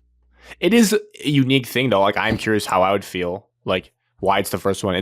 No fans really gone through it with the new 12 team. Like, that's one of the big takeaways, is that those powerhouses like Ohio State that slip up in the regular season have new life. So we've never gone through this where you like, in the past, Ohio State would never be in this spot if you lost that Michigan game. They'd be done. They wouldn't have made the 14 playoff. They would have been out. But they get this chance. So now it's just interesting, that dynamic of how it changes everything. Where, like, that week after, I mean, I was a sicko and I looked at all their fan stuff, listened to their shows. They were down as you can be in the dumps. Like, multiple of them saying, who cares what the rest of the season holds? But that changes. Like, that's just human nature. It changes the instant you rout Tennessee. You're fully back in. And credit to them. As they kicked off versus Tennessee. Yeah, we all knew they were going to beat Tennessee. That Tennessee team, delusional. They thought they had a chance. I didn't know, honestly, because I didn't know how they would fully respond. Because it was. I mean, I've never seen a fan base and team that's good that despondent after a game in, like, week. But credit to them. They did all the right things. They still have one game to go. Now, the question, as a Michigan fan, at least I'll answer. I know it'll be different for different people of the fan base. Does OSU winning a title the year after yours negate any of the good feelings you have for Michigan? I wrote down yes and no. I don't know if that's a cop-out. The no is because this Michigan team is a completely different team. Like, it just so happened to be that we sucked, and I realized that we sucked pretty early on in the year. And, like, if JJ McCarthy came back and you thought you could win the title and you lost to that team, or you beat them or whatever, and then they went on to win the title, that would hurt, because it's like you had a chance and they just ended up doing what you could have done. But on the yes side, yeah, of course, your biggest rival winning the title the year after yours, it places a sense of urgency that, like, you need to get back to competing, because it pisses you off the fact that you could beat them in November in that game, but not also compete for a title. So it's like a yes and no effect. But I don't think I'm ever going to, I can tell you this, in 10 years from now, I'm not going to go watch the Rose Bowl versus Alabama and be like, damn, this sucks less because Ohio State won the next year. Like, that's not going to be my thought in 10 years from now. It's just like more, it's good for the rivalry. It's more exciting. Like, next year when they play, it's the last two national championships playing in November. Like, that's cool for the rivalry, I would say. Because for a long time, Michigan wasn't making it a rivalry. We were just a little dog that Ohio State got the pet. But now we got good and then had a bad year and they win the title. So back to being a massive game. Prediction for the game. Ohio State. The last college football game to predict. 28. Notre Dame. 17. Ooh, I have the same score for Notre Dame. But I have Ohio State doing 20. 2017, I think it'll be a tight one. I think Ohio State has enough. I think a big factor, too, in this game, as we saw with Ohio State against Michigan, And Notre Dame, they keep talking about this kid that pulled his groin and now he's good. But I think kicking will be obviously a massive factor in this game, as it always is with college kickers. So I think that'll be a big storyline. I could see at least 2 missed kicks in this game, but I think Ohio State pulls it out 20-17. I got Ohio State 31 to 16. We'll do 16. 31-16. Notre Dame goes for 2, doesn't get it. Oh. All right. Last college football prediction of the year. What a season it was. We're gonna miss it. Alex couldn't care less. No, I've been sucked in a little bit more because the semis were really good. Sean McDonough calling the semifinal game It Thursday helped. night. It also helped Garrett Gillen's number 1 on his draft board having a big play. The guy just knows the ball. Molly McGrath was interviewing Marcus Freeman. I'm not a Molly McGrath guy. I don't know why the chat started that, but that's fine. Not the chat, Alex. Just one person just calls you out every single time. It's the same person every single time. Why though? I don't know. Ask him.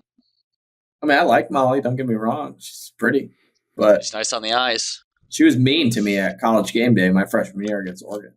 Really? Oh, I remember you telling that story. No, it wasn't her. Not College Game Day. At a basketball game, she was mean. I was in the front row, and me and I don't know if you remember him, George. Yep. He said something to her. He was at the Northwestern game today. We were like, "Can we take a picture?" And she's like, "No, I'm clearly working," and then stormed off. And we're like, "Okay." And so then I was like, "Oh." Shout out to RC's roommate. Those that know, and can just do a subtle nod to that hero. I can't believe how fascinated you were by that. I mean, come on. Sure, it was a spectacle. Moving on to a sport that Alex loves, that gets him fired up every day, is college basketball. Yeah, I sure do. Oh, so we are 25% of the way through Big Ten play as of today. 5 games out of 20, and both of our teams are tied atop the Big Ten, 5-0. Let me pull up those standings real quick. I was on the NFL tab just to set the stage for those that haven't been totally tuned into college hoops. Michigan State 5-0, 14-2 overall. Michigan 5-0, 13-3 overall. And then not as good. No, it's 1-2. That's the way I read it. And then beneath them, you got Purdue at 5-1, Illinois at 4-2, Oregon with a 2-point win today, 4-2, Indiana 4-2. Every game by 3 points. Wisconsin's 2-loss, Iowa's 2-loss, and then it gets into the 3-loss. So a lot of teams obviously still in it, but it feels good. John Beeline today on pregame in the show, just like this is the first time Michigan State have both been this good in a while. Feels good, feels right for the Big Ten. We are back. I guess feels good that Purdue's not on top. I'll tell you that. Yeah, for now. They're still going to be sick, I think. And if not, that puts you in a pickle. They're beating bad teams. Then we can say Zach Edey was really valuable if they. We all knew this. He was the only reason they were good. The only reason they were good. But didn't you say he wasn't that good though? Evan said many times he wasn't that good. He really isn't that gifted. He's just big. But doesn't that contradict though? If they're not good without him, we're an hour that and means a half he in. was good. We're not doing a Zach Edey debate. We're not doing that. No, he's not. He wasn't good. Okay, he also got every single game by Big Ten refs. So what's that one ref you guys hate? Chris Collins says that. Well, I know the one Kelly Pfeiffer, but what's the other one? Oh, Bo Bobrovsky. He's not in the sport anymore, is he? Courtney Green, Teddy Valentine. Evan doesn't like any Big Ten ref. Let's start with Michigan State. They took care of business against Northwestern today, which used to be a house of horrors for the Spartans, but not this team. In the words of some. Survived. Shout out Detroit News. Let me do Alex first. Oh, that's me. And then Evan. Same question to both of you. What has changed the most with this team to get them to this improvement level? Can I say 2 things? Evan, you were going to jump in again. You were going to go in front of me again. I didn't. I just said that's an easy question. 2 things. Leadership. Okay. And selflessness on this basketball team. Non-traits on the court, per se. Non-skill traits. Soft skills, as they say in the Michigan State's always had one of the more talented rosters in the Big Ten. We always recruit well. We always have good basketball players. It's the other things that's what puts us over the edge. And someone left the program. A few people left the program. Let's not just say one guy. I have my names of who I think But I'm a body language doctor. AJ Hogarth had bad body language. Malik Hall also did at times. He was a good player. He had moments, but like Evan's not going to want to hear that, so I was going to try to avoid that. And I'm not saying I don't know the locker room. None of us really do. We get tidbits from like people that say stuff, but I would just say watching on the bench, I would say those two publicly had bad body language at times throughout seasons. Now I don't know, Yes. That's all I'll say. And I don't think that's being unfair. They'd probably both admit that if they look back at the tape. Like, wow, I look like a baby on the bench. Jeremy Fears is a legit leader. We said this preseason. Shot in the leg. He Jim Jackson is the straw that stirs the drink. That's what they say, right? There it is. That's him. He is the perfect Michigan State point guard. He fits our program, our style, everything to a T. The last 4 years, we didn't have a point guard. Also, Matty Sissoko, great person, great human being. Some great moments. Amen. Terrible hands. He would have been fine on this team. I don't think he needed to be roped in. Zapala can catch a pass and put it into the basket. Sissoko could not do that. I hate to tell you that, but he just couldn't. If they played every game on an aircraft carrier, his career would have been different. We have big men that can do a two-man big man game. Maybe not to Michigan's level with a 7-foot white point guard, but our big men are competent, and that opens up a lot of things for us as well. Mm-hmm. Now I've been dump on AJ Hogarth if you'd like. I'm not dumping on him, but I don't need to. You want Lions don't care about opinions from sheep, Alex. Our most improvement is depth. Evan's a lion. That's what he was saying. Michigan State's a lion, and AJ Hogarth's a little crying little sheep. Depth and development from this roster. Double D's. Double D's. Everybody besides two guys were on the team last year, besides the rookies or freshmen. Fiddler and Chase. Besides the freshmen. Oh, so who's the other one then? It's Apala. Oh, yep. Sorry. He just feels like he's been ingrained there. That's just how much he's in the culture. He's the only freshman that's getting actually valuable minutes. Am I wrong Jeremy on that? Fears is a redshirt freshman. He was in the program last year. He played minutes. I know he only played probably a month. He is a redshirt freshman. Good. He was on the program last year. He was at the games. Yeah, the only one playing is Jace. This is actually a sight to see that we do not have a superstar. I think we have some really good players, though. I miss Tyson Walker. I miss Malik Hall. However, having 15, 16 guys that can play, I wouldn't say 15, 16. Having 12, 13 guys is unbelievable. 10. It truly is. I think we're the only team in America that doesn't have anybody averaging over, last time I saw the stat, it was over 12. I don't know what Aikens is. 12. I don't know what Aikens is at now. He's been playing really well. What are you asking? Minutes? Points per game. 14. Yeah. He's at 14.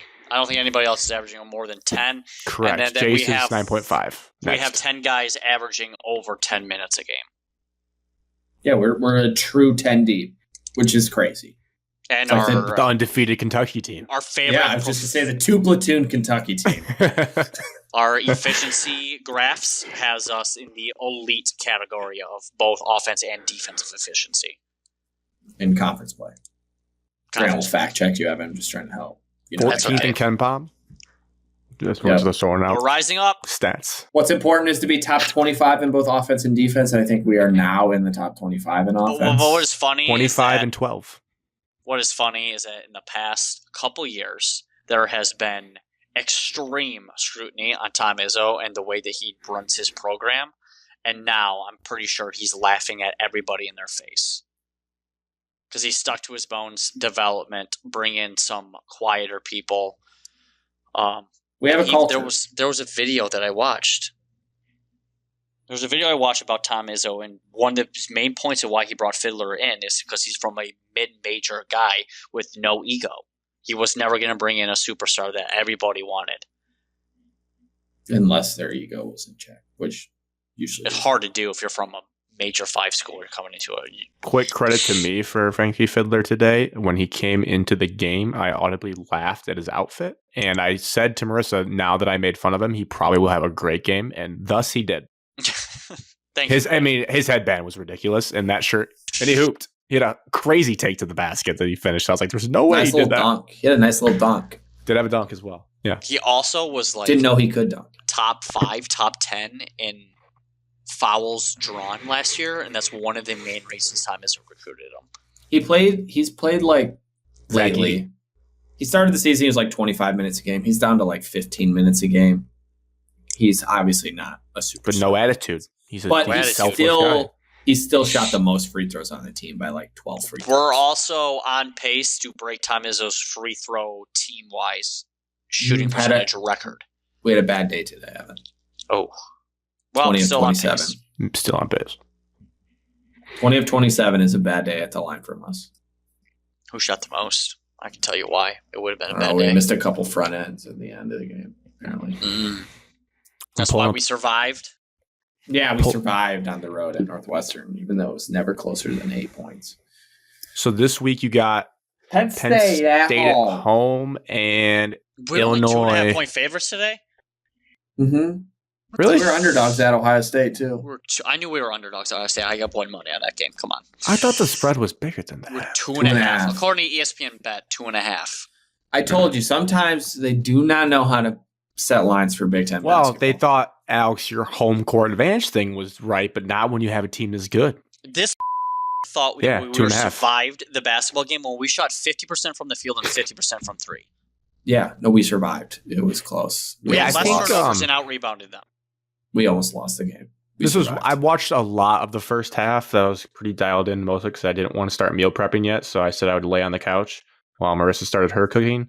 But it was just evident that like Jeremy Fears just does what he wants on. Awesome. I love that Again, as the season progresses, it'll be fun and interesting to watch him. Like I want to see him play Braden Smith. Like I want that matchup. I want to see I want to know how high the ceiling goes.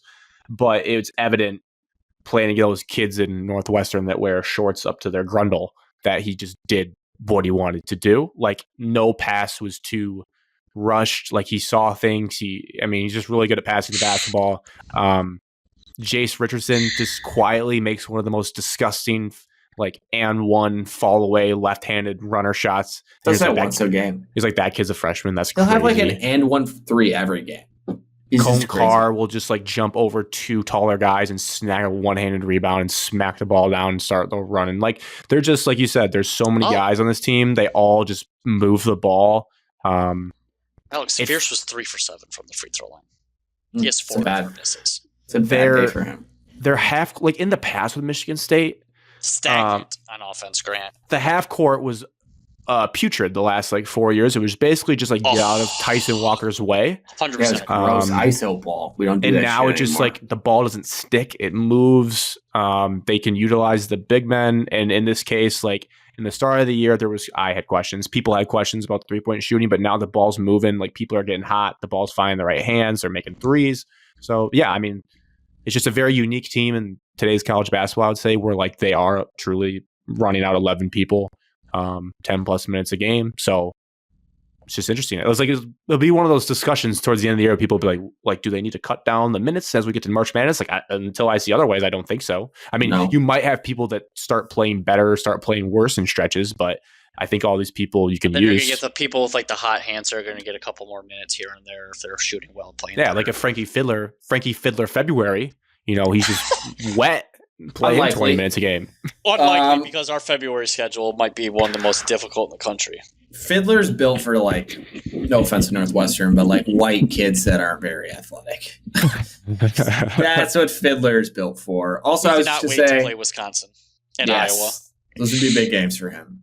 But also Izzo and the team, they created the new shirts that they now wear, Strength in Numbers. It's a bunch of selfless guys, numbers, as in all of them play, all of them do their job. Copyright infringement on the Warriors fan base, I believe, from that. Correct, but there's 6 shirts. I want one. They don't sell them. It's unfortunate. Damn. Got to make the team. This team is very together, but they're also talented players. Cohen Carr is an NBA player at some point, I would think. Jace Richardson could probably play in the NBA. He's a little small. Ron Holland was a pretty high draft pick. I don't know. Cohen Carr could play in the NBA, Evan. Can't shoot. If he can Someone will defend- find a role for him. That's all the NBA is shooting. He's also 19. He can still get better. Now, if you had told me Cohen Cars can compete in the NBA dunk contest, I would say yes. Yeah. Play in the Here's G the League, but five-star. get pulled up like Mac McClung Correct. to play in the He's dunk 100% going contest. to do that. The fact that you have Booker as a 5-star that's supposed to be the greatest player ever that can have off nights and you still win by 35 points, that's how you know you're like, wow, you have a lot of good You don't even players need on him your now. team. He could be a Butler Bulldog tomorrow. Don't even really need him. Thursday night Washington game. That was game was belt to ass. ridiculous. That's my theory. So 42-13 at halftime. Yeah, it was incredible. But I will say I think that's a trend for those that are betting still and aren't on a hiatus. I think going to the East Coast as a West Coast team is much harder than going East to West because you're gaining sleep hours going out there. They're losing sleep. And I think that first game you play of the 1-2 stand is going to be like the worst. Like UCLA went to Maryland and got spanked. And that was like after Mick Cronin ripped their ass and they still played bad.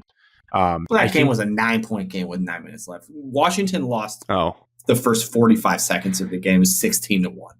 Yeah. I think the first game they were up 1-0, Alex. They were up 1-0. Yeah. 16-1 after that. You have Penn State, you got Illinois. Illinois is obviously the game you're circling. Evan might go to it noon on CBS. Don't want to look ahead Wednesday. No, but I trust that this team's at home is not going to drop that game. Who's Penn State's coach? The VCU coach, Mike Rhodes. Oh, they're 12-5. I don't know. Ace Baldwin did not play today or yesterday or whenever they played. If he doesn't play, then we should win by 20. Did he play against Illinois when they got shellacked like last weekend? No. Like he last played Friday the first night? half. He got injured in the first half. He did not play it their last game. Illinois, you want to see how tight that game is advanced stats-wise? Illinois is 13th in KenPom. You're 14th. Illinois has the 24th. KJ. Not They're, trying to say his name. Who's that? Casper Jajunkus. Yeah, he's a lottery pick projected right now. Oh, he's out right now? He did not play against USC. Oh. Either way, they are 24th offense in the country.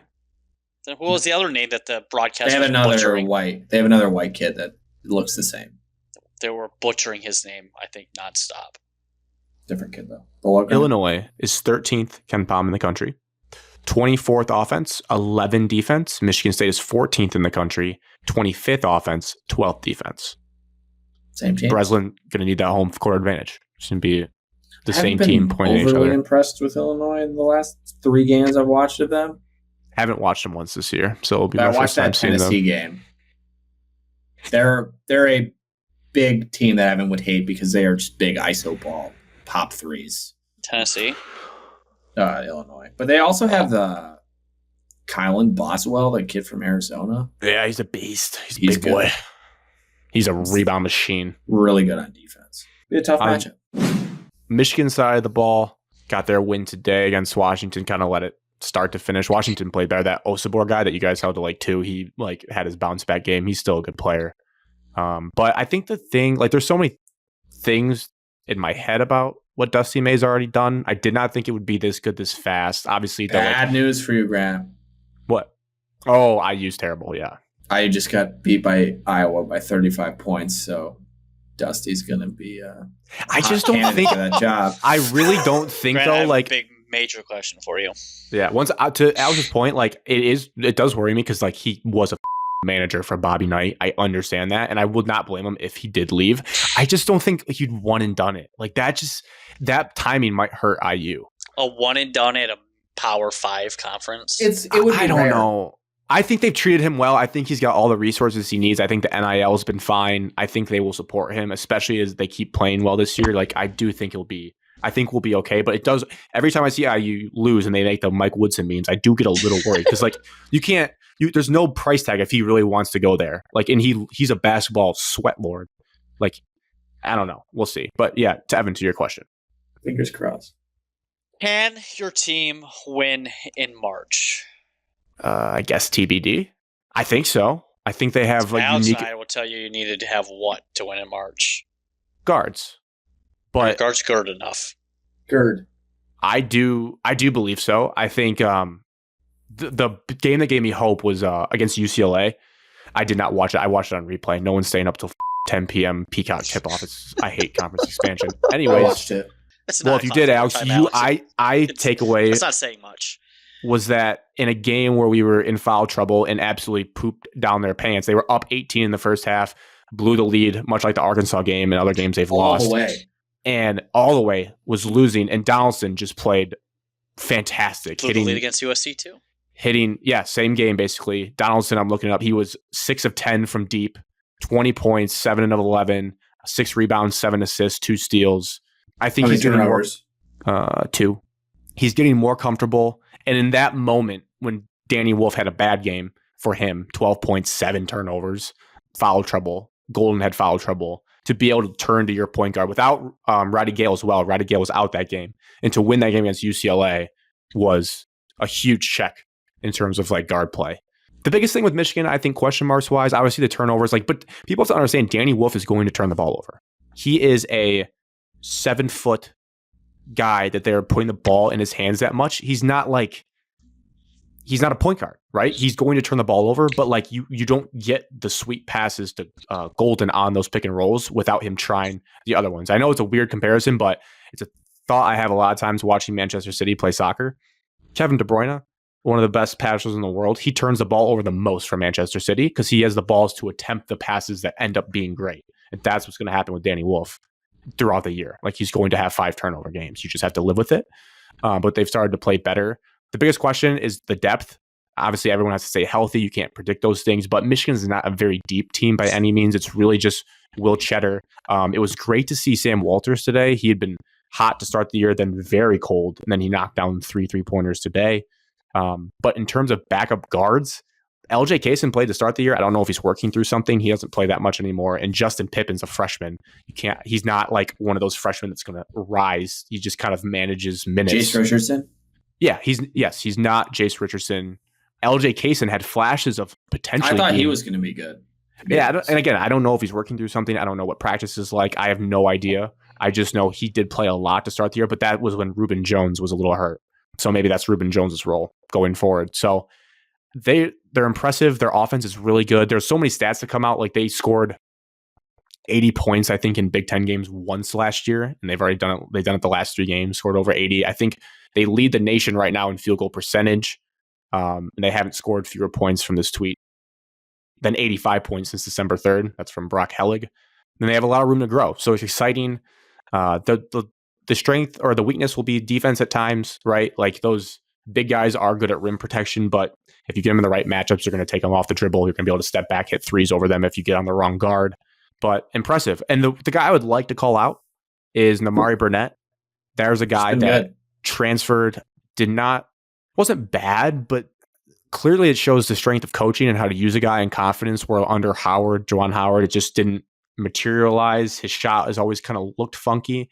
And now you fast forward to the Dusty May era, he's shooting 47% from 3 on volume. Like he's probably shoots the most threes besides Donaldson on the team. I think he might be leading the Big Ten in 3-point percentage. I don't know the latest numbers, but he is just like to the point where it's like automatic when he shoots. He's 31 of 65 so far in the year from deep and plays great defense. So I don't know. It's crazy how fast it turned around. It just shows how much coaching matters. And I guess attacking the transfer portal in the right way. I think they're similar to not as many players as Michigan State to play, but similar where like these guys don't seem like they have any like agendas to get theirs throughout the game. Like you can see that like Danny Wolf just passes all the time. Trey Donaldson's so good at the one more pass to an open 3-point shooter. So it's been very fun. I have no complaints. I think Michigan is a team that could have a run in March for sure because they have a guy that can like take over a game. One. They have decent pieces around him. And they can shoot the 3. Plus they have a good coach. So definitely think they could be like a Final Four team. I think there's 3 glaring concerns that have to be fixed to do that. 1, depth. They have no depth. So they get in foul trouble, they're dead. Like the bench respectfully is not very good. 2, defensive rebounding for having 2 7-footers is really not very good. Should be a lot better. That could be a problem in March. 3, turnovers. Turnovers are just... There's some turnovers that Michigan has when I'm watching. I'm like, dude, they're just inexcusable turnovers for touchdowns that you just cannot have in basketball that kill momentum. That's why Michigan get up 20 points and then be tied in 5 minutes because they turn the ball over so much. And when they're not turning the ball over, they're great. So if they can clean those things up, I don't know if you can clean depth up, but if you can stay out of foul trouble so that your guys can play, then yeah, I think they can be a really good team. Yeah. And I do wonder if they're like a piece or two away from really being really good, but they are good. They could certainly win the Big Ten. I wouldn't be surprised at all if they did. Yeah, the biggest thing that I think they could definitely use is just that like spark plug guard off the bench, which again I thought was LJ Kaysen. Again, could be. I don't know. But again, coming from where we were, it's all about where we were, what we thought. Like, this team's awesome, and I'm so thankful because Butler is so bad. They're like, we might be going on another coaching search. And again, I feel dirty sometimes, like still rooting for Michigan that I actually went to a basketball school, but like I loved Michigan as a kid. Their team with Trey Burke and them, and like it just selfishly, it's fun to have a backup team that's actually playing well when Butler is so atrocious. And like I try to watch them, but it just makes me want to like rip my eyeballs out. So it's been very nice to have this team be good so fast and excited. I guess the question is like it's again 25%. There's a long, long way to go. But has a thought entered your guys' mind that March 9th game could be for the Big Ten championship? Or yes. I was there for 2 years, 3 years in a row. It was for the Big Ten championship. Yeah, I talked to Mercer about that game today. I was like, you were there for the Brazdeikis game when they went in there and they won. Probably the loudest, I would imagine. Breslin had like 17 points at halftime. Damn. It was disgusting. We were losing at halftime. I was like, we're going to lose to this. And then the following year we faced Dickinson. I'm just blessed that it's at the Breslin Center every single time. I don't know how Tom is able to do that every single year, but... Members Club. Members Club so. advantage. You put in the time. Dusty's first year in the Big Ten. I think for that game to get... Michigan State's got to be 9-0 to start Big Ten play. They got to get to February 9-0. That feels like I don't know if I agree with that. Full backloaded, Grant. We have one bye week in one bye game. We do our LA trip February. So USC, UCLA. That's going to be tough. Just going to the West Coast. Probably not going to win both of those realistically. Michigan did, but I don't know if we're going to. Then you come back. You play Oregon at home, Indiana at home, at Illinois, home against Purdue, at Michigan, at Maryland, home against Wisconsin, at Iowa, Michigan again. I mean, that is just the games that you should win are on the road against teams that notoriously play great at home. Like Iowa scores 100 points when they play at home for whatever reason. Yeah. Like that's a game. At Maryland, Maryland's been like sneaky good this year. They lose games they shouldn't. They beat teams by 30. They're a weird team. Got an NBA player. Yeah, it always helps. It's going to be a tough stretch, I think. The hard part is like right now we're 5-0 or 6-0 or whatever we're at. And I have to like remind myself that realistically we're going to lose 5 games. Probably like most teams that win the Big Ten are like 15-5. Like even 14-6 this year could be in that conversation. So knowing that we're going to have 5 losses coming is just very sad because, you know, we've won 9 games in a row. I don't want to ever lose again. Yeah. So I'm just not mentally prepared for losing games yet. Yeah. I guess the caveat for all of our, both teams really, the 5-0 starts. We're playing each other twice in this February stretch. Well, I was going to say the schedules thus far have not been the toughest for both of our teams. Right. It's not like we're playing the cream of the crop in the Big Ten just yet, which is awesome because you want to build up to that. Well, we do this week. I am looking at remaining strength of schedule rank. This is out of the country, not the conference, so it's a little confusing, but just so you can get perspective, Illinois has the toughest schedule left in the Big Ten. No, Indiana does at 8th in the country. Illinois 16th, Michigan's 38th, and Michigan State's 23rd. So Michigan State's remaining schedule is harder for the Big Ten. I think we'll learn a lot about Michigan State on 4th. Sunday. Rutgers is 22nd. Nope, Minnesota's is 25th, but those teams don't really count. So if teams that can contend, it's like top 3, top 2. There's 4 teams in the Big Ten that can win the Big Ten. That's where you're at? I'm capping it at 4. Us 2, Purdue, Illinois. Michigan State, Michigan, Illinois, Purdue. Those are the 4 best teams. That means that game on Sunday. I don't think it's close. Don't think it's close after that. Please be. I'm fine with you guys being Illinois, honestly, because Illinois has owned our 2 states, 2 teams, I feel like, in recent memory. And it sucks. Did we beat them last year? What about Oregon? Oregon got to be counted for something, right? No? I think Oregon can win it. Oregon wins every game by like 3 points. 15-2, that was crazy. They beat $2, not bad. Maryland by 4, Penn State by 1, Ohio State by 2. They lost to UCLA, and they lost to Illinois by 32 points. So I can't count out Purdue, though. I don't know their schedule remaining, but Purdue's definitely still in this. Probably easy. Michigan's next. They don't lose at Mackey.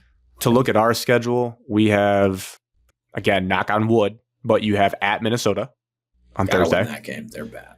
Home versus Northwestern on Sunday. So you should be, in theory, 7-0. Going into Friday, January 24th, 5 days of rest at Purdue, 8 p.m. on Fox. That is going to be, get your popcorn. Tickets as low as $108 just to get in the door. Just going to be an awesome game. I might have to go to Chrysler. I might have to go to Chrysler this year. I might have you to guys make win the that, drive. and I'll put you in the driver's seat. If I you might win have to at get- Mackey, you'll be in the driver's seat. Rally the Michigan chat and get a game to Chrysler going, because I feel like I need to be a part. The crowd looked great today for Washington. They filled that place in like Dusty told them they needed to. Alex, I'm excited. question for you. Oh, you've probably already seen it, but do you know what Michigan State's record was this time, this exact date, 1 year ago? How many games we played? 15? We had played 60, exactly 16. I think we were 10-6. We were 9-7. Oh, Can you guess what our Big Ten record was at this time last year? yes. How many games we played? 5? 5. 1-4? We were 1-4 and last in the Big Ten. Yeah, we lost to Oh. Northwestern, Nebraska. Who else did we lose to? Yeah, that's gross, though. Penn State, maybe? Maybe not. I don't know. We always beat them because A.J. Hogarth would be his homecoming. He's from Pennsylvania. He would literally drop 30 at Penn State every time. Despite whoever wins the Big Ten, though, I do think the 4 teams I listed all could go deep in March. Yeah. Just like Grant, like Which you is said, really like what the matters. the Big Ten regular season is more of a tip of your cap than the Big Ten tournament. Oh, yeah. Your Like, little if you win fairy the tale Big Ten regular prize. season, you got to be playing great basketball all year. Yeah. But It's going you to be could tough. argue like the tournament is sweet, is a springboard to the Tournament making a is Final Four, fantastic, sure. but I think teams 5 through 12, damn near, there's not much difference between those teams. No, I think there's a clear gap. any to the Big top Ten, any coach in college basketball would tell you that they would respect a conference title regular season more than the conference tournament title. No, Evan, I hate to be that guy, but last year Wisconsin started like 6-0 in the Big Ten. They were a top 16 seed in the initial reveal, and then they lost like 11 games in a row. Yeah, they got shit So on. hopefully that's not us No. Hopefully that's not us. or Michigan. I think we're a little bit more talented than they were last year. Significantly more. And transition to our last topic. We'll keep it brief here, but have to mention these two teams, Pistons and Red Wings, on hot streaks right now. They're about halfway point for each team. Hockey. Print the shirts. Todd McClellan took over for the Wings. Never forget where I was on the golf course when that move was made.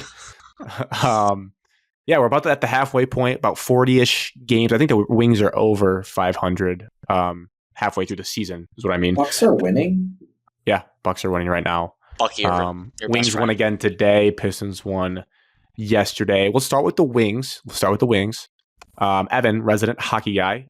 Oh. Is this winning streak, can it be something more than the new coach bump? Or are we just currently in the middle of like a very unique, impressive new coach bump?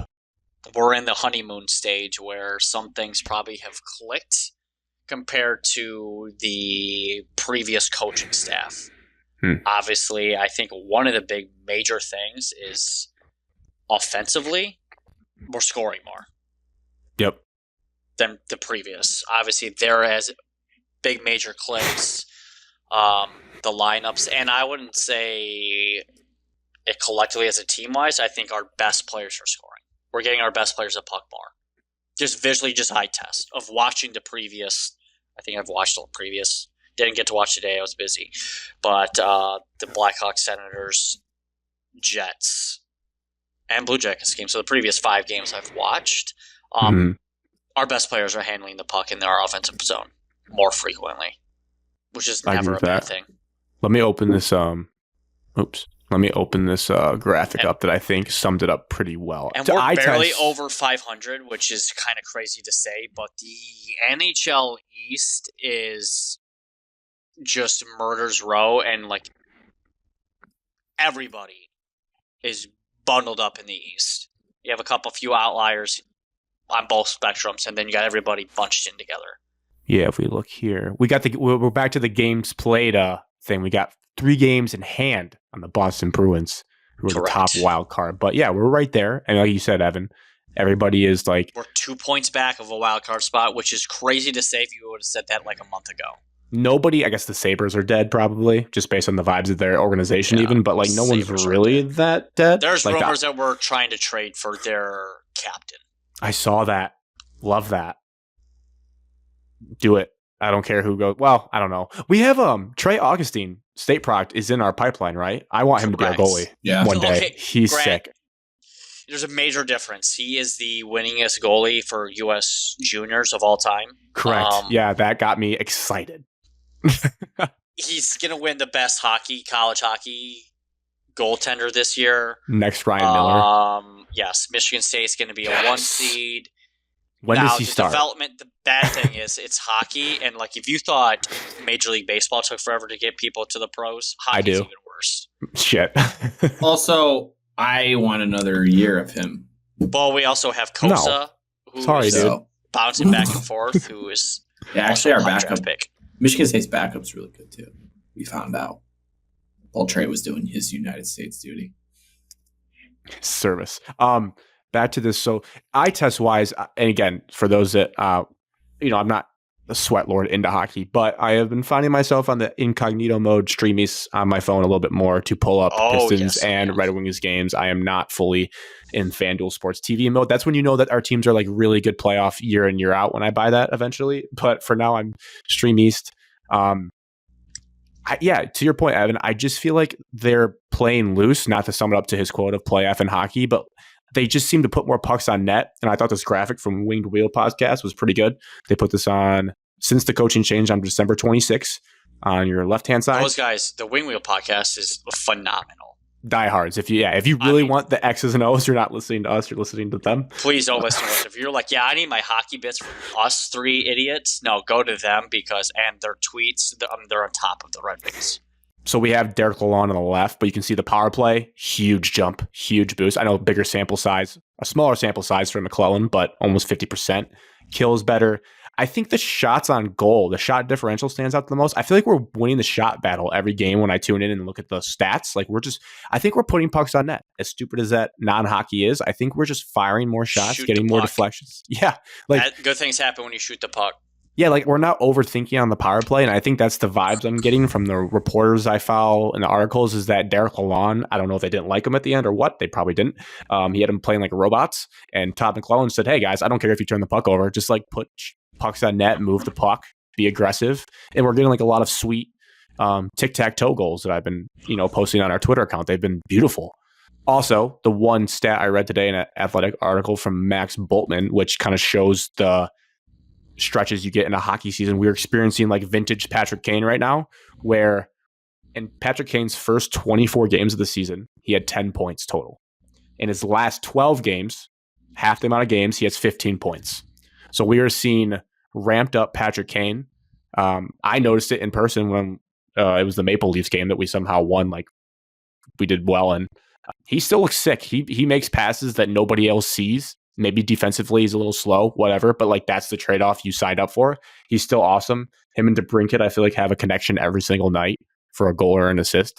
So it's been exciting. I'm like sucked back in. Hopefully it does last longer than just like this little bump. Last time I knew, Larkin was on like a crazy point streak per game or games with a single point. I don't know if he got a point today, but I was watching the other night. I think he was at 14 or 15 games in a row with a point. Something ridiculous like that. And that was getting hate from the beginning of the year, saying that like we need to move on from Larkin. He's not the captain, and now he's gone on this crazy run. And you can see what happens when your elite stars are scoring points. It just translates to the 7 wins in a row. The hottest team in hockey right now. We're barely above 500. And a juicy stat. Yeah, it's crazy that the juicy stat of their winning streak from Will Birchfield on Twitter. 7-game win streak, longest streak since 2011, 2012. Nick Lidstrom was your captain. Franzen was your leading scorer. And we were in the West. The mule. Well, before he got concussion and PTSD. Oh, did not know his life took that turn. I don't think he got PTSD, but I think he got depression after it, and I think Babcock bullied him. Yeah, Babcock, bad guy. Not a good guy. Michael Babcock. Bumping to the Pistons. Alex? Thoughts on the Stones? Thoughts on the Stones at all? Yeah, it's pretty remarkable. I'm not sure it's going to last, but fun to watch. Remarkable feels like a cop-out for unbelievable, but I understand they're different words. Feels good that Cade Cunningham is now finally healthy, has somewhat decent talent around him that he can actually do something. Is a star. Triple-double. He's a last night. Bona fide cornerstone franchise star. Yes. Like that debate. He's on his early rise. He's on his early rise up. Like every superstar has, they're on their early rise. Some take off a little bit earlier than others, but I watched. He's 23. I don't know. I watched one game this weekend. Tim Hardaway Jr., who I haven't watched play basketball in. I think 32 points the other night. I haven't watched him play basketball in like 12 years. He just hit every three. Just come to him, he immediately fires, goes in. I'm like, this is so awesome. This is great. I don't think he does that every night, but when you have dudes that just can catch passes from Cade, who is facilitating his balls off all game, and then also Malik Beasley, sniper. Malik Beasley is nice. He's real nice. Duran, Duran. How do we say his name? Duran. I think Duran. Jalen Duran. Play the Knicks tomorrow night. Rim protector, runs the floor well. Isaiah Stewart doesn't play that much, unless that's just the games I watch. I think he's a backup bench guy, right? Yeah, I'm glad because he's not very good. Okay. I mean, yeah, they're pretty fun. I am curious to see what they do at the deadline. I would guess that they're stretch for the Pistons coming still going to sell, probably. Our GM said publicly last week that he was stunned we were at the place we're at right now. So I can't imagine we're going to be buyers and actually push for a top 6 seed in the East. But it's there for the taking. There's rumors in the NBA. Rumors are the most wild of any sport, but people were saying that there's a legit chance they flipped and they're going to try to acquire. And we're out of the eating cap stage of our franchise. We're no longer a dumping ground for people to put bad contracts. That's what they said. Well, good. I don't want to do that. But I guess realistically, we're about halfway through the season, right? Yep. Close. Game or two away. All-Star break coming up. What do you want them to do? Do you want them to go all in to try to be a top 6 seed and maybe win a playoff series? Yeah. And what does that look like? Yeah, I would love the 6th seed. Yeah, no, me too. It'd be great. I'm sick of never making the playoffs ever. I don't want to sell. It's also so perfect for this show that the 1 year we don't even preview their season because of how shitty they were last year. I didn't even get the chance to say they'd make the play-in, and now they probably are going to for sure be in the playoffs. Well, not for sure, man. They could fall apart. If you gave me the 5 seed, that's what we should shoot for. Ivy's hurt. That is brilliant. I don't know when Paolo or Franz, I don't know the state of the Magic, but if you gave me a 7-game series versus the Magic or Pacers in the 5 and 4 slot, I would be very, very intrigued by that matchup. Okay, but what's the piece that you could realistically acquire? Well, there's a couple names of Zach LaVine. People out there. Brandon Ingram is probably the biggest fish. Oh, I saw Brandon Ingram too. And I saw Zach LaVine and Brandon Ingram both go to the Pistons. Would we trade the whole team? We literally get rid of our entire roster and draft picks and some salary, but then we have there was a couple names on there that I didn't even know existed or were even human beings. So Rasar Thompson's been pretty good too. Yeah, the big thing right now is you need to be careful about not giving up. I personally, from what I've seen, obviously Ivy, awful injury. He's not going anywhere. I want that guy on my team for the next decade. In fairness, the trades that I saw there were no future starters were listed. No Asar. I don't want him in any deals. I want him on our team. Not in the deal. Correct. I don't even think I want Ron Holland. I like what I've seen. He's a dog. Ron Holland, not in the deal. So it's Sasser, Stewart, even Duran. Honestly, not to throw him, but I think center. If I were to do someone, yeah. But if Stewart, I think Alex's Yeah, guy, see Tim ya. Hardaway Jr., like a bunch of veterans see going ya. to teams. I would miss him. I would like to 'cause keep Malik Beasley though, because he's a Future sniper. first-round picks were leaving. yeah, Don't no, we're care about sick. him. We suck at drafting anyways. Well, we got a new GM, Alex. I think he really has changed a lot. Yeah. So shout out to him and our coach. But so who can we get? Zach LaVine, Brandon Ingram, Jimmy Sure, Bill. Butler. I don't think Zion. Jimmy Butler. No. I don't know. We'll have to see. We haven't been in this spot before, and I don't tend to know enough about the NBA to know who's disgruntled and who we could actually get. We're gonna make some big splash deal, and it'll be like Dante DiVincenzo. It'll be something we just don't care about. Oh, I'd love that though. He's a They're baller. on a playoff team. It's not going to be somebody from a Anyone we bring in though giving an example has to understand this team runs through number 2. So there is no ifs, ands, or buts about that. He is the alpha male on this team. He calls the shots. Anyone coming in is just following his flow. Because when I watch the highlights on YouTube, is when I rewatch the games a lot of times on my lunch breaks. We just run high pick and roll with Cade Cunningham every single play, and he just has to make a decision every time whether to score That's himself or to like pass to someone for an open 3. It's awesome. He's sick. So He is what this podcast said he would be. He is a superstar. he was worth our cringy reaction to get. Yeah, he's so underrated across the NBA. I feel like nobody even knows who he is.